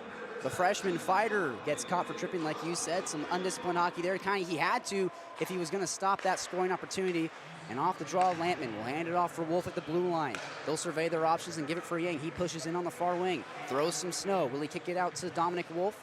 No, he'll kick it to the blue line for Maloney. He'll trade places with Derek Yang. Now for Junie Yom. Hands it off for Dominic Wolf from well out. He'll shoot right off the shins of number 35 for the Tritons. And now it's onto the stick of Benjamin Lampman. Team leader for assists and points, 60 so far this year. Tries this up at home, and they do! Benjamin Lampman stuffs it. 30 goals for the senior from Issaquah. And that's just exactly what the Huskies were looking for. Isaac Layden now coming out across center ice. And maybe a timeout being called. No, we're going to get a possible goaltender change. I should not speculate. I'm really not sure what is going on, but nonetheless, the Huskies cashing on their power play, just finally able to put it home. They had so many chances on even strength that, of course, when you get a guy out there for a man advantage, when you get a guy off the ice of the opposing team, of course, you're probably going to stash that one home. They make no mistake about it. And yes, we will get a goaltender change, which is interesting. Matthew Malo going to come in after just 3 goals for the Tritons, and really a great night from Isaac Layden. Layden's night is done. He'll take a seat on the bench. He saves 33 of 30 shots faced in this matchup, and it'll be Malo, like you said, taking over for him in the crease. Malo's got an 8.46 save percentage and averaging just shy of 8 goals on average. With the puck, it's Williams for the Huskies. They're trying to capitalize on their 3-0 lead, looking to really pull away in this second frame. 5 minutes and 54 seconds left. Just wide the stick of Marley, it leaks into the neutral zone, and the Huskies are just going to fire it in deeper and try and reset. Picking it up is Titoan. They'll spin away from McConnell. Cameron Britt forechecking. They're really trying to hem him in, and they turn it over to Williams. Fakes the shot, but Tartaglia stays with him and poke checks it away. Titoan will chase it down. Played off the boards behind, trying to connect with Collender, but it gets on the stick of Sekaguchi. He's jousting for it with McConnell, and coming up with it is Sekaguchi. At the logo, what will he do? Backhands it just onto the stick of Tartaglia in the corner. He backhands it onto the stick of Sekaguchi, but now they'll have it pinned down. A little bit of a scrum, and it's won by Sekaguchi. Turns it over to Darren Morris. He'll fire it off the boards, and no, it somehow hit off a stanchion and stayed in the zone, but here comes Cameron Britt with the puck. He'll break it in. No, he stood up at the blue line. Sekaguchi now will take the puck. Breaks it on the near side. A shot that went well high, well over the head of Zach Reddy into the netting. They'll blow it dead. Sekaguchi getting a little selfish there. Could have made an extra pass, but elects to just fire that puck into the netting with 4 minutes and 58 seconds left and a 3-0 Husky lead. And that could just be frustration boiling over for the Tritons. They're really not able to do anything with the puck, unable to break it out, unable to enter the offensive zone. And even if they get in the offensive zone, they oftentimes don't have the puck for very long. The time of possession has been all Huskies this entire game, and 3-0 is really so light compared to what it could be right now if Isaac Layden was not in between the pipes for the first half of this game. Huskies out shooting the Tritons in this game 36-8.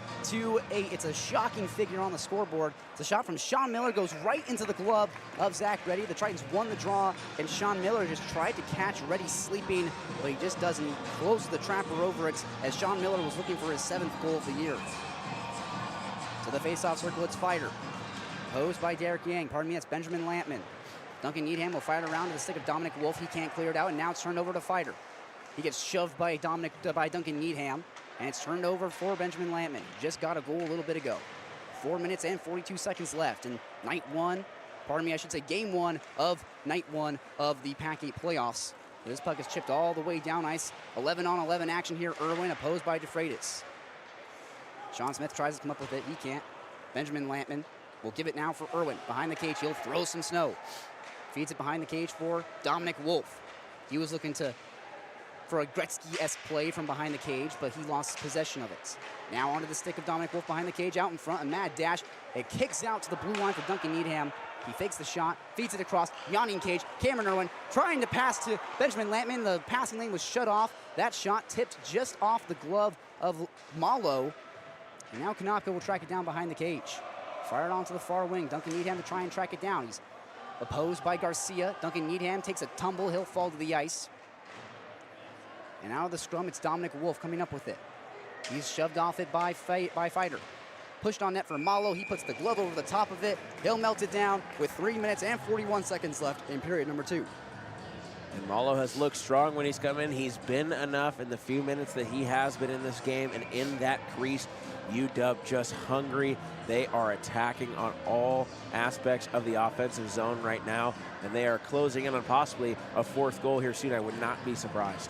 Although if the Huskies are leading 3-0, the Tritons have been making do with less. 4 coaches on the bench for the Huskies, only 2 for the Tritons. Sometimes more isn't always better. Shot from well out, right into the body of Malo. He swallows it up, and we'll have another face-off in the Tritons half. 3 minutes and 28 seconds left, a 3-0 Husky lead. Well, if I'm head coach Matt Cleaton, I am at least happier with how my team has played in this period. Obviously, getting 3 goals, getting on the board just in general. But I know he had to be a little bit frustrated with how the first period went, going scoreless after 20 minutes of play against this Tritons team when there's an expectation of championship-level integrity. Bouncing puck in the zone for the Huskies and the zone entry for the Tritons, and they're stood up. And here comes Taylor Sloan, breaking it in far side. With a little bit of speed, he'll throw some snow, shields the puck. What will he do? He'll backhand it now onto the stick of Mosgrave, who backhands it onto the stick of Anthony Andres, who's got 2 goals so far tonight. That pass hit off a stick and kicks into the neutral zone with 3 minutes left in the frame. Huskies are going to have to refresh. Tatoan gives it across for Tartaglia. He'll just shovel it in. Striking it down, it's Marley, one of the Marley brothers. This puck now on the stick of Taylor Sloan. He'll clear it into the neutral zone. Collender, backhanded, almost onto the stick of Taylor Sloan. Bouncing around in the neutral zone. Turnover battle here. And now it's trying to get chipped in by the Huskies. Hits off the line judge. And they'll blow this play dead, I believe, for being offsides. It was a bit of a mad dash there right in front of the Husky bench. A lot of purple and gold. Kind of hard to see what happened there. We've got 2 minutes and 32 seconds left in period number 2. Huskies leading by 3. I'm not actually sure either what the cause of the whistle was. If that was an offside, possibly the puck went up high. It could have even hit a Husky in the bench. We couldn't really tell from our vantage point here. Nonetheless, a face-off outside the Tritons' defensive zone. On the far face-off circle, the Huskies will win the draw. Team captain Darren Morris fires off the boards now for Derek Yang. Hands it off for Eom at the Eastern Washington logo. Back for Yang.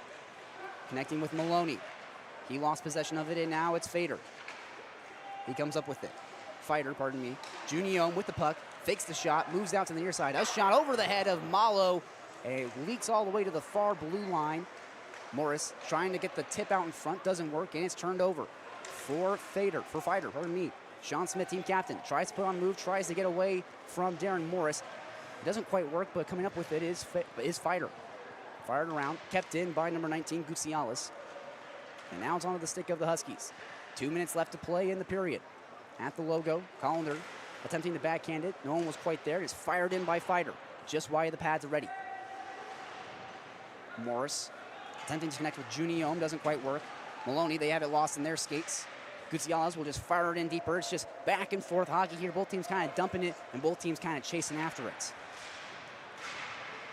Eom will joust with number 35, but he's got Maloney there with him, and here comes Juniom on the near side.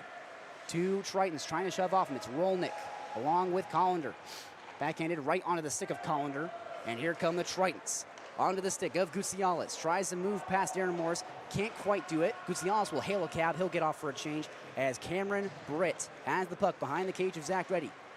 He's harassed by number 35 for the Tritons. A minute left to play in the frame. Darren Morris, team captain, now at Colbert, Washington. He'll chip it off the glass. Into the neutral zone. Picked off by number 22. That's Lars Baum. We haven't seen much of him tonight. The puck is offsides. Not touched up by a bomb. And it's pushed through the neutral zone. Consolo has it now. Huskies touch up and they break in. A bomb got just shoved at the blue line. That was definitely interference. Cameron Britt has his hands up. So does McConnell. But he'll head to the box, McConnell, after he definitely interfered with Lars Baum at the blue line. Yeah, and that's an interesting penalty to take. I mean, it looked pretty deliberate to me at the blue line. 40 seconds to go. Obviously, your team is not necessarily well ahead on the score sheet, but you are well ahead. You could be more well ahead as far as goals. It's only 3-0, but nonetheless, the Huskies have dominated so much and honestly have looked at times better on the penalty kill. So not the smartest penalty to take, but of course, now he's talking with his coach here who looks frustrated. Off the draw, the Tritons win it. DeFreitas, a pass out in front, looking for the stuff. They can't find it. It hits off the legs of DeFreitas. Can he keep it? No, he can't. It's pushed out to the neutral zone, and now to Toan. We'll have to calm it down here for the Tritons. He's chased by Cameron Irwin forechecking. Forces a turnover. Here comes Irwin. But he's tracked down by DeFreitas. Has it sweep checked away, and Marley will just fire it now onto the stick of Mosgrave, who's going to try and get it for a Husky in the neutral zone, but it's onto the stick of DeFreitas. Carries it in off sides, and now it's the Huskies. Fired past the stick of Cameron Irwin, down ice. No icing. It's touched up by Malo. Left now for Sean Miller. Onto the stick of DeFreitas. As the last second will tick off the clock here in frame number 2, the period of long changes. The Huskies come out on top. They get 3 goals in the second period, 2 from Anthony Andres back-to-back, and then Benjamin Lampman proves why he had 60 points coming into the PAC-8 playoffs. It makes it a 3-0 Husky lead after an explosive second period, but still 20 minutes left to play for period number 3, and still, this could be anybody's game in the waning stages of this matchup. No doubt about it. This is interesting. The Huskies came out. They did what they needed to do as far as getting on the score sheet. They got 3. However, they have 38 shots to the UCSD 9. They have dominated in every aspect of this game. And although the score doesn't really show it, you're still up 3 goals. It doesn't seem as though UCSD is really fighting back at this point that much. Really, at the end of that period, it looked like they were just escaping. They were trying to get to intermission, trying to get to that break that is now 12 minutes. And in the third period, your season on the line, you're down 3, and you're getting outshot by almost 30.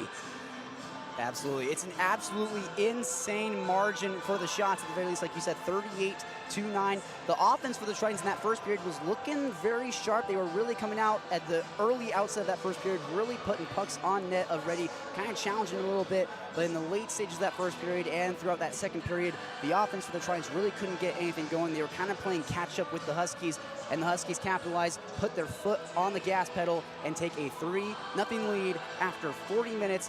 Game 1 of day 1 of the PAC-8 Playoffs. Huskies lead at 3-0. They'll head to the locker room. Still 20 minutes left to play for the final period. Zach McFarlane will be on play-by-play for that last period. You're listening to KUGR Cougar College Radio, covering all the PAC-8 playoff games for this weekend. If you like what you see, please subscribe to the channel. Help us reach our goal of over 500 subscribers.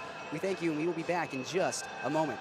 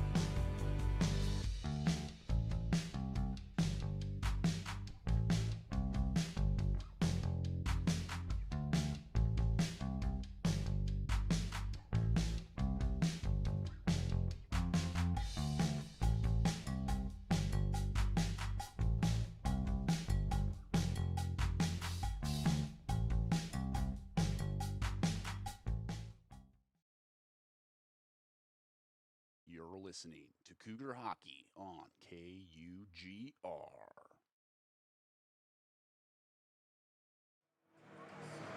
Hopefully he didn't go away just yet. 20 minutes looking to be reset back on the clock for the final period of regulation and could be the final period of the UCSD Tritons season, at least according to the ACHA. A lot of these teams do have spring games, but of course those are just extra games to get extra reps, and especially with seniors graduating just to get some last games. Nonetheless, it is 3-0 Huskies. They are looking in this tournament for championship number 5, the second winningest team in the league behind USC. And USC will be playing the Cougars today at 4 p.m., where Connor and Kate will be on the call for that one. I'm Zach McFarlane alongside Smith Slye here on KUGR. Again, we're getting set third period, where the Huskies have not shown quite the domination that most would think they would show. But of course, they are doing the job, up 3-0 in 20 minutes, all that's left, and you can advance in the semifinals. If you're UCSD, your season's on the line. You're getting outshot by 29. You got outshot 21-3 in that last period. Where do you even begin?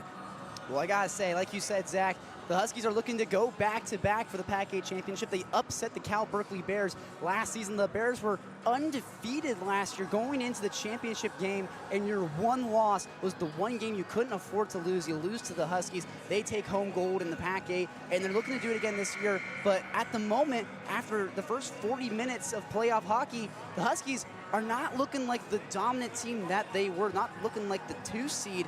They're only leading by 3 in the ACHA. The first to 5 goals is the one who usually wins. You hear that from head coach John Lupinacci for the Washington State Cougars all the time, and I have a feeling that's going to be the case in this game as well. Huskies need to get to 5 goals if they want to win, and for the Tritons, this game is not out of your reach by any means. They've been playing good defense to hold the Huskies to only 3 goals. This is a Husky team that can put up double digits against any team in this division. They've done that to the Cougs a couple times. They beat them 10-0 in the Toyota Center earlier this year in Tri-Cities. And so the Huskies are definitely going to look in this last 20 minutes to get to 5 goals and potentially get to double digits as well if they can, because they can use that to propel them into the second round and then propel them into the championship game as well. Most likely they will be playing against the Cal Berkeley Bears again, barring an upsets in the quarter or semifinals. But the Huskies need to build up some momentum in this first round and avoid getting spoiled, avoid getting your legs taken out from underneath you by the Tritons in round 1, day 1 of the PAC-8 playoffs. And you cannot let up for the Huskies, and I don't think that would be the plan, especially not from a veteran head coach like Matt Cleaton for the Washington Huskies. And like you mentioned, Coach Lupinacci says it all the time. We need 5 goals to win in this league at least. And I did some predictions earlier of what I thought the scores would be for all the games, and every single winning team had more than 5 on that prediction. You do need it. It's true oftentimes. Of course, UCSD was able to escape with a 4-3 win against Wazoo a couple weekends ago due to the lack of offense Wazoo had, but then again, you turn it around next night, Wazoo wins 4-3 in a shootout. So you just really got to look at where the offenses are. UCSD abysmal right now, just 9 shots through 2 periods of play, and the Huskies have been firing on every end. 38 shots entering period 3 as we get set. Logan Maloney against Luca Tartaglia. The final regulation period of the first game of round 1 underway. Unready for that was Titoan, and coming back to get it now to Freitas. Interesting play there, and then falling down was Malo. An interesting start here to this period for UCSD, and now Maloney going to go to work on the forecheck. He is tied up there with Sean Smith. De Freitas escaping out in behind the cage. Fanning on it there, Maloney, good stick lift. Just a great forecheck from him. We see this a lot on the penalty kill. And of course, from last period, McConnell still in the box for an interference. 50 seconds to go on that. And Maloney might be the best penalty kill guy in the entire PAC-8. Yeah, you saw it there where Malo kind of took a tumble down to the ice, and there was a bit of miscommunication. This puck's bad down with a high stick. But where you saw that miscommunication there with the Tritons and Malo kind of falling down to the ice, that kind of tells you the story of these two teams. There's a dominant juggernaut on offense for the Huskies, and then there's a very plucky team in the Tritons. And to steal a phrase from Star-Lord, don't call them plucky, they don't know what it means. And they just really are trying to beat the Huskies with the power of friendship, one might say. The Tritons are 5-14 overall this year, 4-9 in conference, and the Huskies Huskies 22-7 overall, 9-4 in conference. So two very different teams, but the Tritons are holding their own in round one so far. They haven't been great, but they have been much better than most people would have thought, at least for the fight that they are putting up against a juggernaut team, like you mentioned, in the Huskies. Number 2 seeded Huskies, just behind the Cal Golden Bears at 1. Tartaglia behind the cage. This one comes back to the point. Smith for Titoan. Now for Smith in the right circle, and a shot up high is gloved by Reddy. The 10th shot of the game registered a minute 13 into the third, and a stoppage of play. I think that's about as smooth as the power play has looked for the Tritons all game. That was a good setup there. They broke into the zone. They got established, had the kind of 5-man system there, passing it around, get that shot on goal. I mean, not the best shot to take. Kind of would have went over the head of Zach Reddy. He jumps up, makes a save. He kind of stat pads a little bit there. He gets those saves in quotation marks there from pucks he doesn't really need to actually glove down. He has not been battle-tested as much as someone like Alexi Kuhl or other goaltenders who have faced quite a few shots, although he has been strong when called upon. As Huskies and Tritons going down to the ice, but Morris in the offensive zone gives over to Williams in a shot. That one glegged off a skate in front and went wide. 1:40 here already played in the third period. Tritons still need 3 just to tie. Dump back in, Irwin after it. He fans on the initial clear attempt and now goes down to the ice. Garcia looks like he is battling there with Gutzialis, and a penalty coming up. It is a high stick, and a call from the Orange Stripes is going to send Williams to the box. And that is brutal for the Huskies. You just got McConnell out of jail, and now Williams is going to just follow in his footsteps, go behind the glass. The San Jose native, the senior, he's got 2 goals and 9 assists as a defenseman, so a fairly productive year for Williams, but hurts his team there. Now he's going to have to be in the sin bin. And the Tritons, their power play was heating up there a little bit, so I wouldn't be surprised if maybe they capitalize right now when they go up a man. No doubt. They actually were connecting on passes, getting looks to Towan.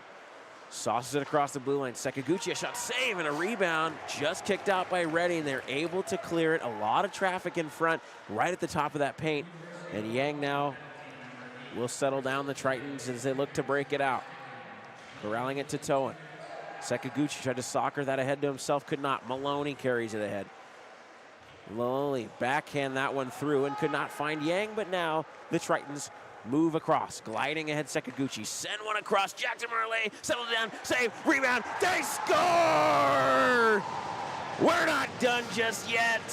Tartaglia stashes home a power play goal, and it's 3-1. I told you, Zach, you got to be paying attention here on the power play. Up a man, the Tritons were going to capitalize. They almost got caught sleeping in their own zone. Maloney and Yang were looking like they were going to get a shorthander, but the Tritons do what they do best, take off passing lanes, force a turnover in their own quadrant, skate it 200 feet back down ice, and then Tartaglia just hacks and whacks at it out in front with a yawning cage. Tenacity to just get that puck into the net, and now it's only a 2-goal lead for the Huskies. You almost wonder what that does to the Huskies' confidence, just trying to find a way. UCSD playing like they got nothing to lose. Tartaglia leaves this one off for Titoan. Cross ice Marley tried to feed it back to Titoan for a give and go, couldn't find him. And now Irwin with speed, looking like McDavid, moving on in, and what a stop! Malo said no. Again, he shuts the door, and the rebound is kicked back out to the point. Patterson now gloving it down. There was a Triton. Onto the back, Patterson, top of the circle, a shot blocked down in front. The bouncing puck comes in behind the cage. Irwin settles it down, threw one in front, save, rebound, another save. Oh my goodness, play has stopped. The whistle has gone. Malo just holding the post closed. Unbelievable. Those are 2 absolutely amazing saves. I mean, you mentioned there with Cameron Irwin. I mean, there's a defenseman on the Cougs, Lex Ballard. He likes to say it a lot. You just got to wake up and decide you got wheels like McDavid, and Cameron Irwin was looking like McDavid right there. But Malo looking like Vasilevsky between the pipes. No doubt about it. Incredible. 2, again, like you mentioned, good goalies for UCSD that have really come into play today. Here's a shot on target, and that one paddled up into the mesh off the shot from Morris, who wears the C for the Huskies. and a stoppage of play at 16:27 still to go in period 3. And you can tell the Huskies are really hungry right now to get a response goal to that Tartaglia tally, because they're only up by 2. It's a 3-1 hockey game, and the Huskies did not think it was going to be this close at this point in the game. So right now you're going to see them firing pucks on net, just trying to get that lead back to 3. Here's a rebound off the outside of the cage. A grade A chance there from Ferguson. Williams angles it back down low to the skate of Ferguson. Tried to feather one through to Sloan, couldn't find him. Morris lets it go in a hurried shot that goes wide. To the opposite point again, Williams tried to angle it off the glass down low. A 3-man scrum. Sloan unable to keep it alive for the Huskies. Williams fans on a pass, and it's poked even further. And just good pressure here from the Titans as Colm Grebe was in on that forecheck, and we have really not seen much of him tonight at all.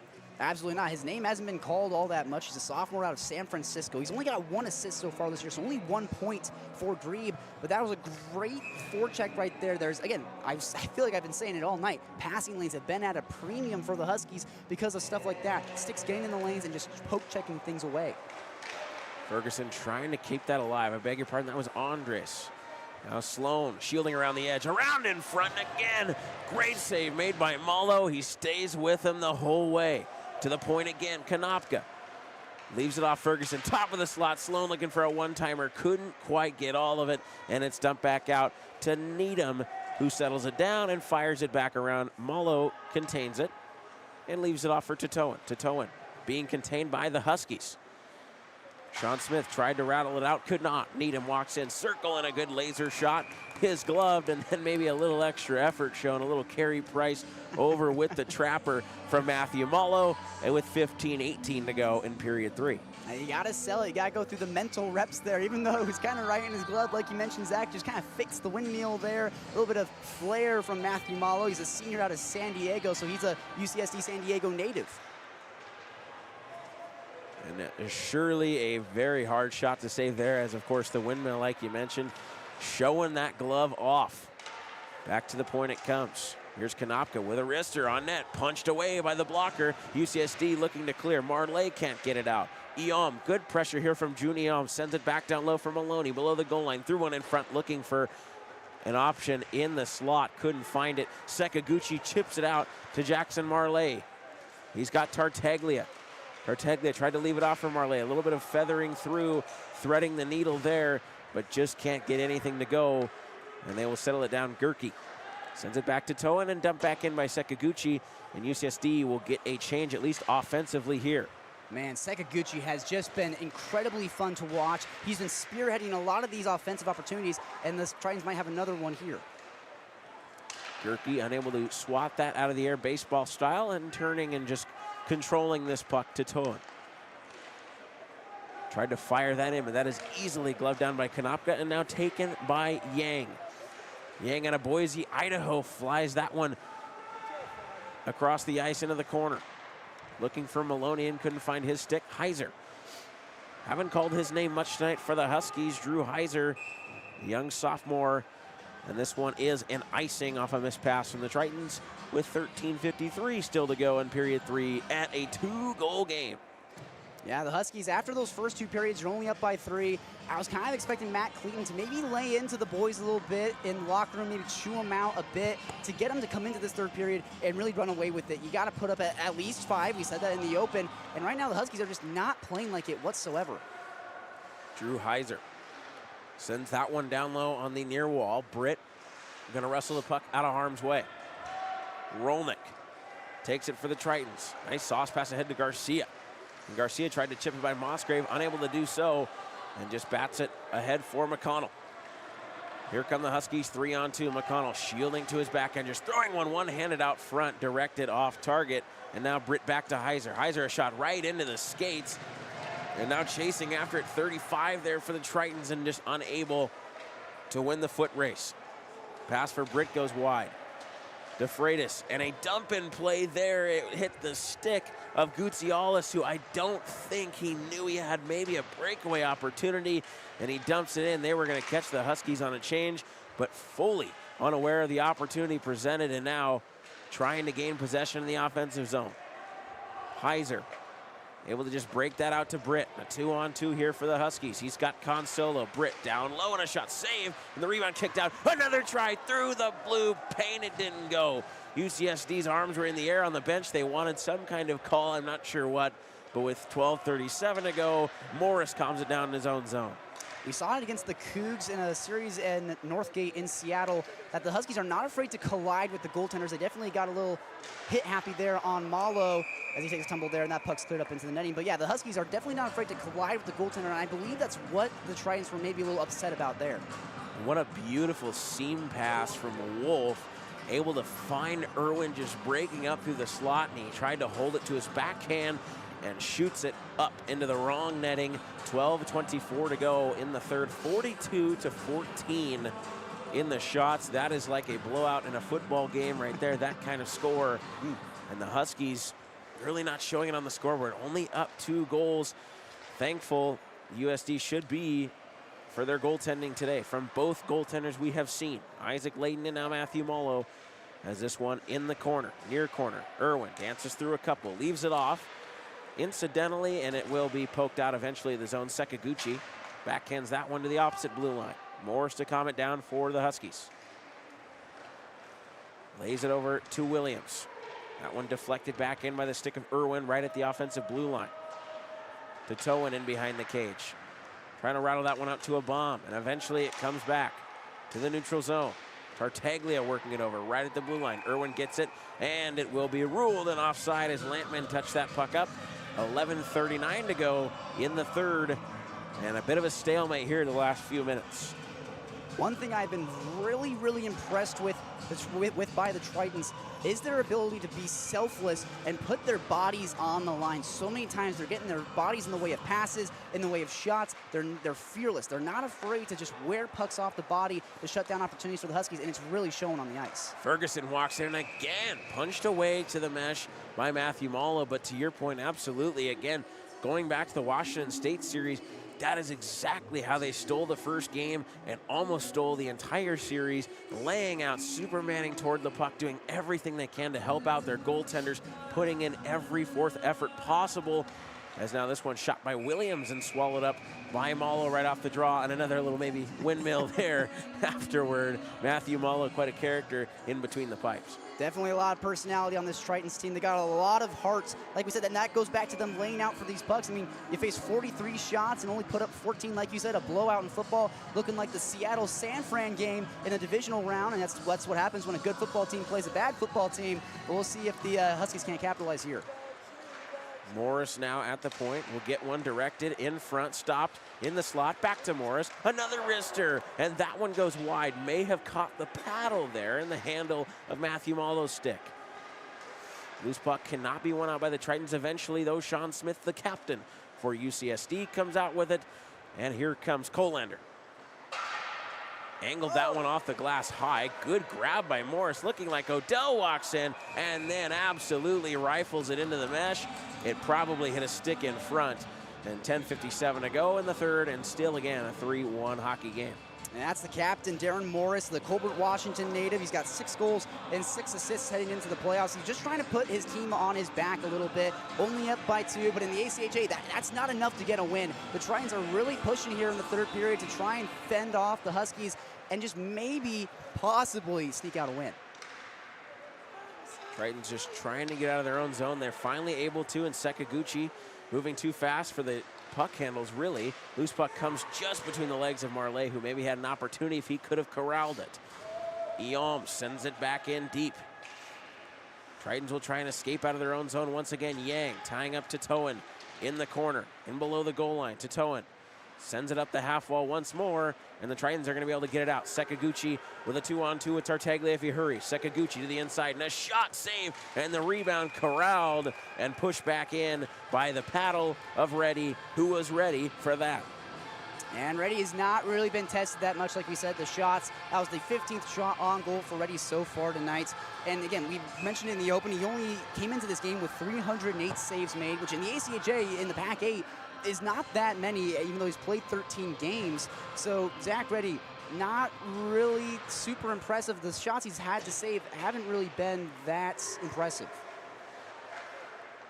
Huskies will look to clear it out, and they will go through the neutral zone and then back into UCSD territory.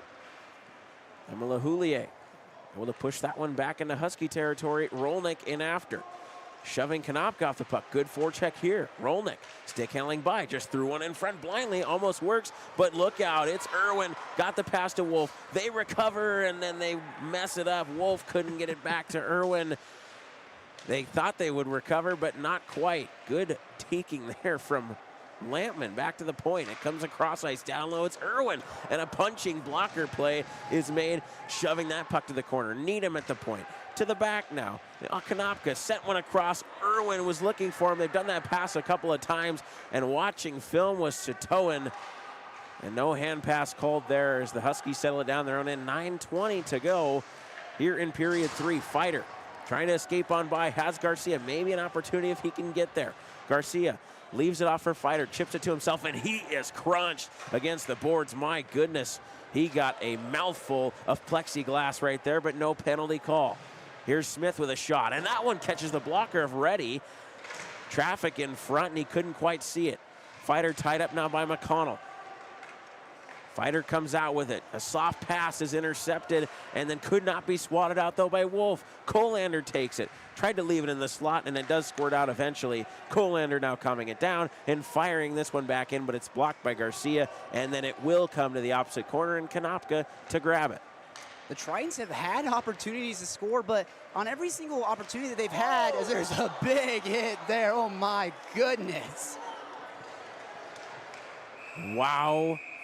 That was an incredible hit, and he is down and not getting up. We are going to hope he is okay. He's being attended to now, and I believe the UCSD player was seemingly thought he was going to grab the puck, and he did not, and so likely what will be an interference penalty at the least, but you really just hope the young man out there is okay. It was Madden Marley for the Tritons who laid the hit. We can't quite tell who the Husky is down on the ice, but he was not moving. That was a big hit in open ice. He's slowly getting to his feet. The crowd will applaud as it's Consuelo who's going to get up to his feet, but definitely shaking up there. Almost a yard sale. Lost his stick. Almost looked like he lost his glove as well. He got absolutely rocked. He was crushed, and absolutely a penalty there. 2 minutes is the minor penalty. It's going to be interference. And again, I think he thought he was going to grab the puck. Didn't quite get to him, but it was too late to change the mind of Madden Marley. He was going for it, and he got it. And he absolutely rocked Consolo, who's now being attended to on the bench. He's able to get off on his own, which is great. And we just hope that he is okay and able to return at some point, as the Huskies look to go to work now on the power play that came from that. Cross-ice Lampman, a shot swallowed up by the netminder in Malo with 8:09 to go and 14 seconds gone by on the power play. I know he does have a golden eye, Benjamin Lampman, but for the most part, he's kind of been contained by this Tritons defense and by Malo and by Layden. They've done a really good job of kind of sealing him off. They false start here at the face-off circle. But this is a good opportunity right now for the Huskies to capitalize on the power play against, Madden Marley in the penalty box for the Tritons, a junior from Washington, D.C. So he is definitely a long way from home. He's also got 0 points on the year, so definitely not helping out on the score sheet by any means. Tritons will win the draw. This is pitchforked all the way back down, the bouncing puck. Grenades all the way in below the goal line. Wolf will come back to grab it, and I would like to agree with you there for sure. Lampman has definitely been contained for the most part. We've seen him take over many games against really better teams, at least on paper. Hasn't been able to do that, but here he is now. Wrapping around the cage a bit. Got it to Maloney. At the left point, Yang sends it across. Wolf one more time, and a shot off the trapper there. And then Logan Maloney tried to go through the crease and behind Malo, and Malo was trying to essentially get back to the goal line and squished Maloney, causing the net to come off its moorings with 7:36 to go. And I would like to say that puck comes out of the zone, and it looks like it will. Yeah, it will be kicked out to the neutral zone for a faceoff. Yeah, it was Logan Maloney. He's a senior from Illinois, leads the team for penalty minutes. He's got 102 minutes spent, or 102 minutes spent from behind the glass. And you see, again, I mentioned it right there, the Huskies are not afraid to go to the crease, collide with the netminder, try and get away with penalties like that.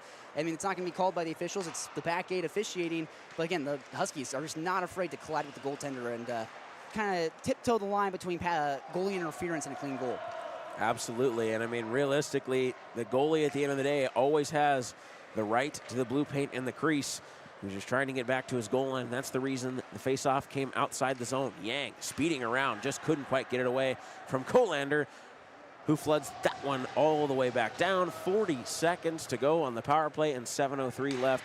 And the Huskies really have not done much on this power play. A couple shots, but very inefficient for the Huskies. Maloney drops it off for Irwin.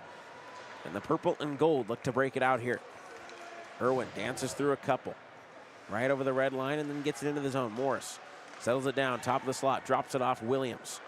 Hands it over to Irwin. In front, there was Britt right in the slot and again denied. Off a couple bodies in front. Williams goes across to the other point. They've got two defensemen out there now. And a drive by Williams up high and a save is made. And a glove play by Malo. That puck was definitely not going anywhere near the cage, but he stopped it anyway. 7 ticks left on the power play with 6:30 to go in the third. Yeah, Malo looking a little bit like ready there, kind of those stat padding-esque saves. Looked like a first baseman just stood there and made the catch, kind of punching his glove towards the ball. I'm a first baseman. It's what I played back in my high school days. That's exactly how you do it. That is fundamental right there. Glove through the ball. Williams at the point, blocked there. This is definitely a different look what we're seeing. We've seen the Huskies run 0 defense on the power play, and now they've got 2 out there. Nonetheless, we are back to even strength. 47-15 are the shots. The Huskies out shooting the Tritons by 32. Irwin keeps it alive at the point. 6:06 to go in period 3. Irwin dancing through a couple and took a twig with him. Cross ice goes to Britt at the circle. Settles it down. Angles it back. And now fighting is Gerke and Ferguson in below the goal line. Irwin relays it back to Morris. Morris gets that away from harm's way and sends it all the way around, but it'll be Colander to get the rolling puck on edge in the corner. With 5:42 to go in period 3, it'll be dumped right back in by the Huskies yet again. Colander settles it down in below the goal line. A little bit of a breakout give and go here for the Tritons. Fighter almost messed up big time in the neutral zone by Maloney. Here he comes, settles it down, got it to a shot, scores! Derek Yang with an absolute snipe from the slot, and with 5:23 to go, a dagger in the hearts of the Tritons here, 4-1 Huskies.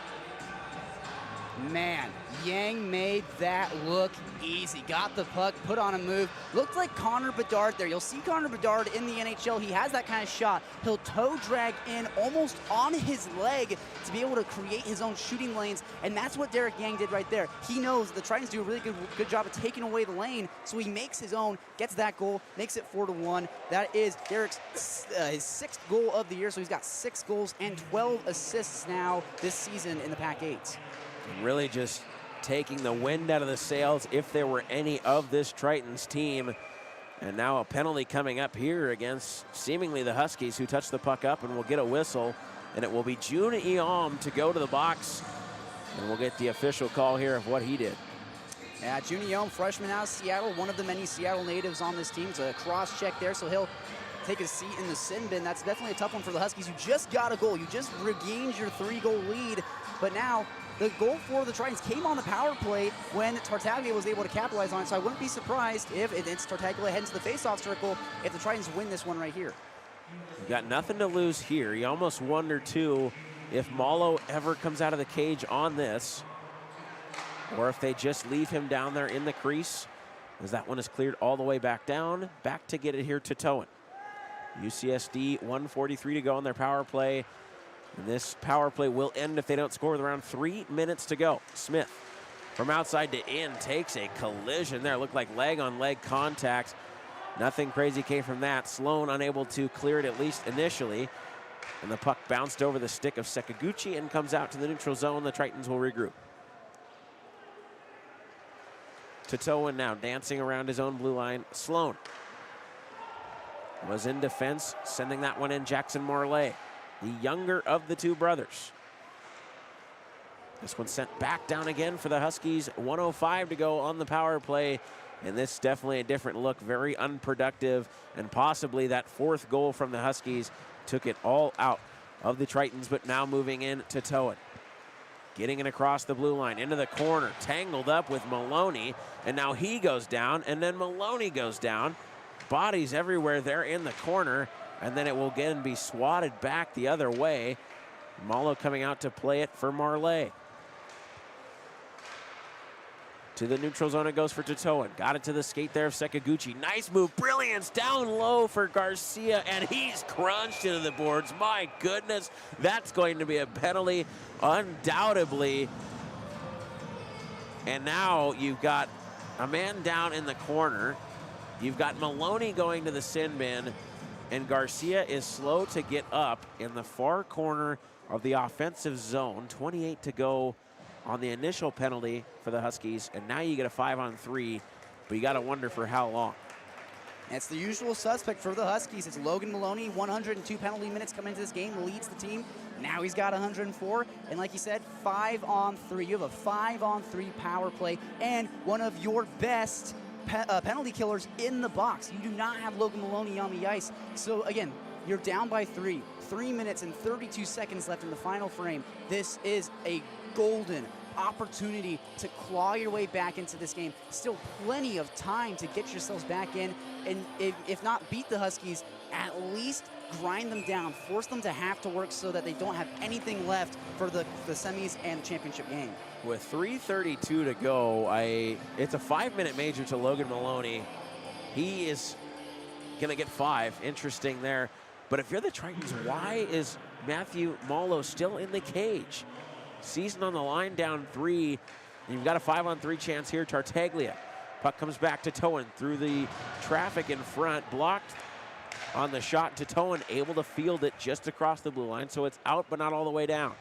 5-on-3 coming to an end here. Almost a suicide pass to Morris, who's got it. Moving on in, penalty kill on a breakaway. Morris stopped and then runs over Malo. The rebound poked loose, and now a bit of a scrum between him and Marley. Play has seemingly continued here. And now Titoan taking it across the blue line again.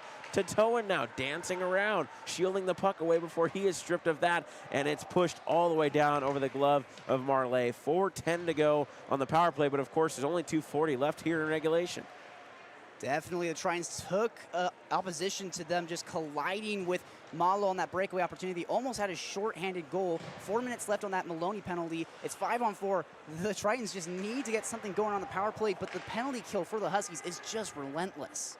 It is too good, despite, like you said, Lampman, I beg your pardon, not Lampman, Maloney, who is sitting in the box right now. He is easily the best penalty kill guy on this team and possibly in the league. And now DeFreitas working his way in the zone. Trying to spin away from harm's way, could not. This one will get sent all the way down to Malo, who is still in the net. 120 ticks left in the UCSD season unless they can find 3 goals out of a hat here. Sloan strips it away, works it in, shielding to his backhand. Look for a wraparound, wasn't there, so he'll go patiently back to the point. And Musgrave comes out of the zone, fires it across ice for Patterson, and he sends it back in. Glove down there by Colander. Now battling position-wise with Sloan. 3-man scrum. At the nearest point to us here in the booth. 1:30 to go, and it's dumped back in. 35 there for the Tritons. In below the goal line. Battling away for it, Gutzialis, tying up his man to the back. Colander walked in and a shot high, and then the rebound, an active bounce off the boards. DeFreitas couldn't quite get to it first. Still vying for it there. In below the goal line now, Patterson ladled it all the way off the plexiglass, but Colander keeps it alive as it slowed down near the point. And then this one again, baseball batted down. 60 seconds to go in period 3, and UCSD just has about that much time left in their 2025 to 2026 season. The Huskies holding the puck here, still shorthanded for the remainder of the game. Flubbing and fanning on the clear attempt initially was Williams before he got it this time. 38 to go. Malo fields it and hands it off for Emma Lahulier. And as a senior, I beg your pardon, as a grad student, possibly getting her last shift of ACHA hockey for the Tritons.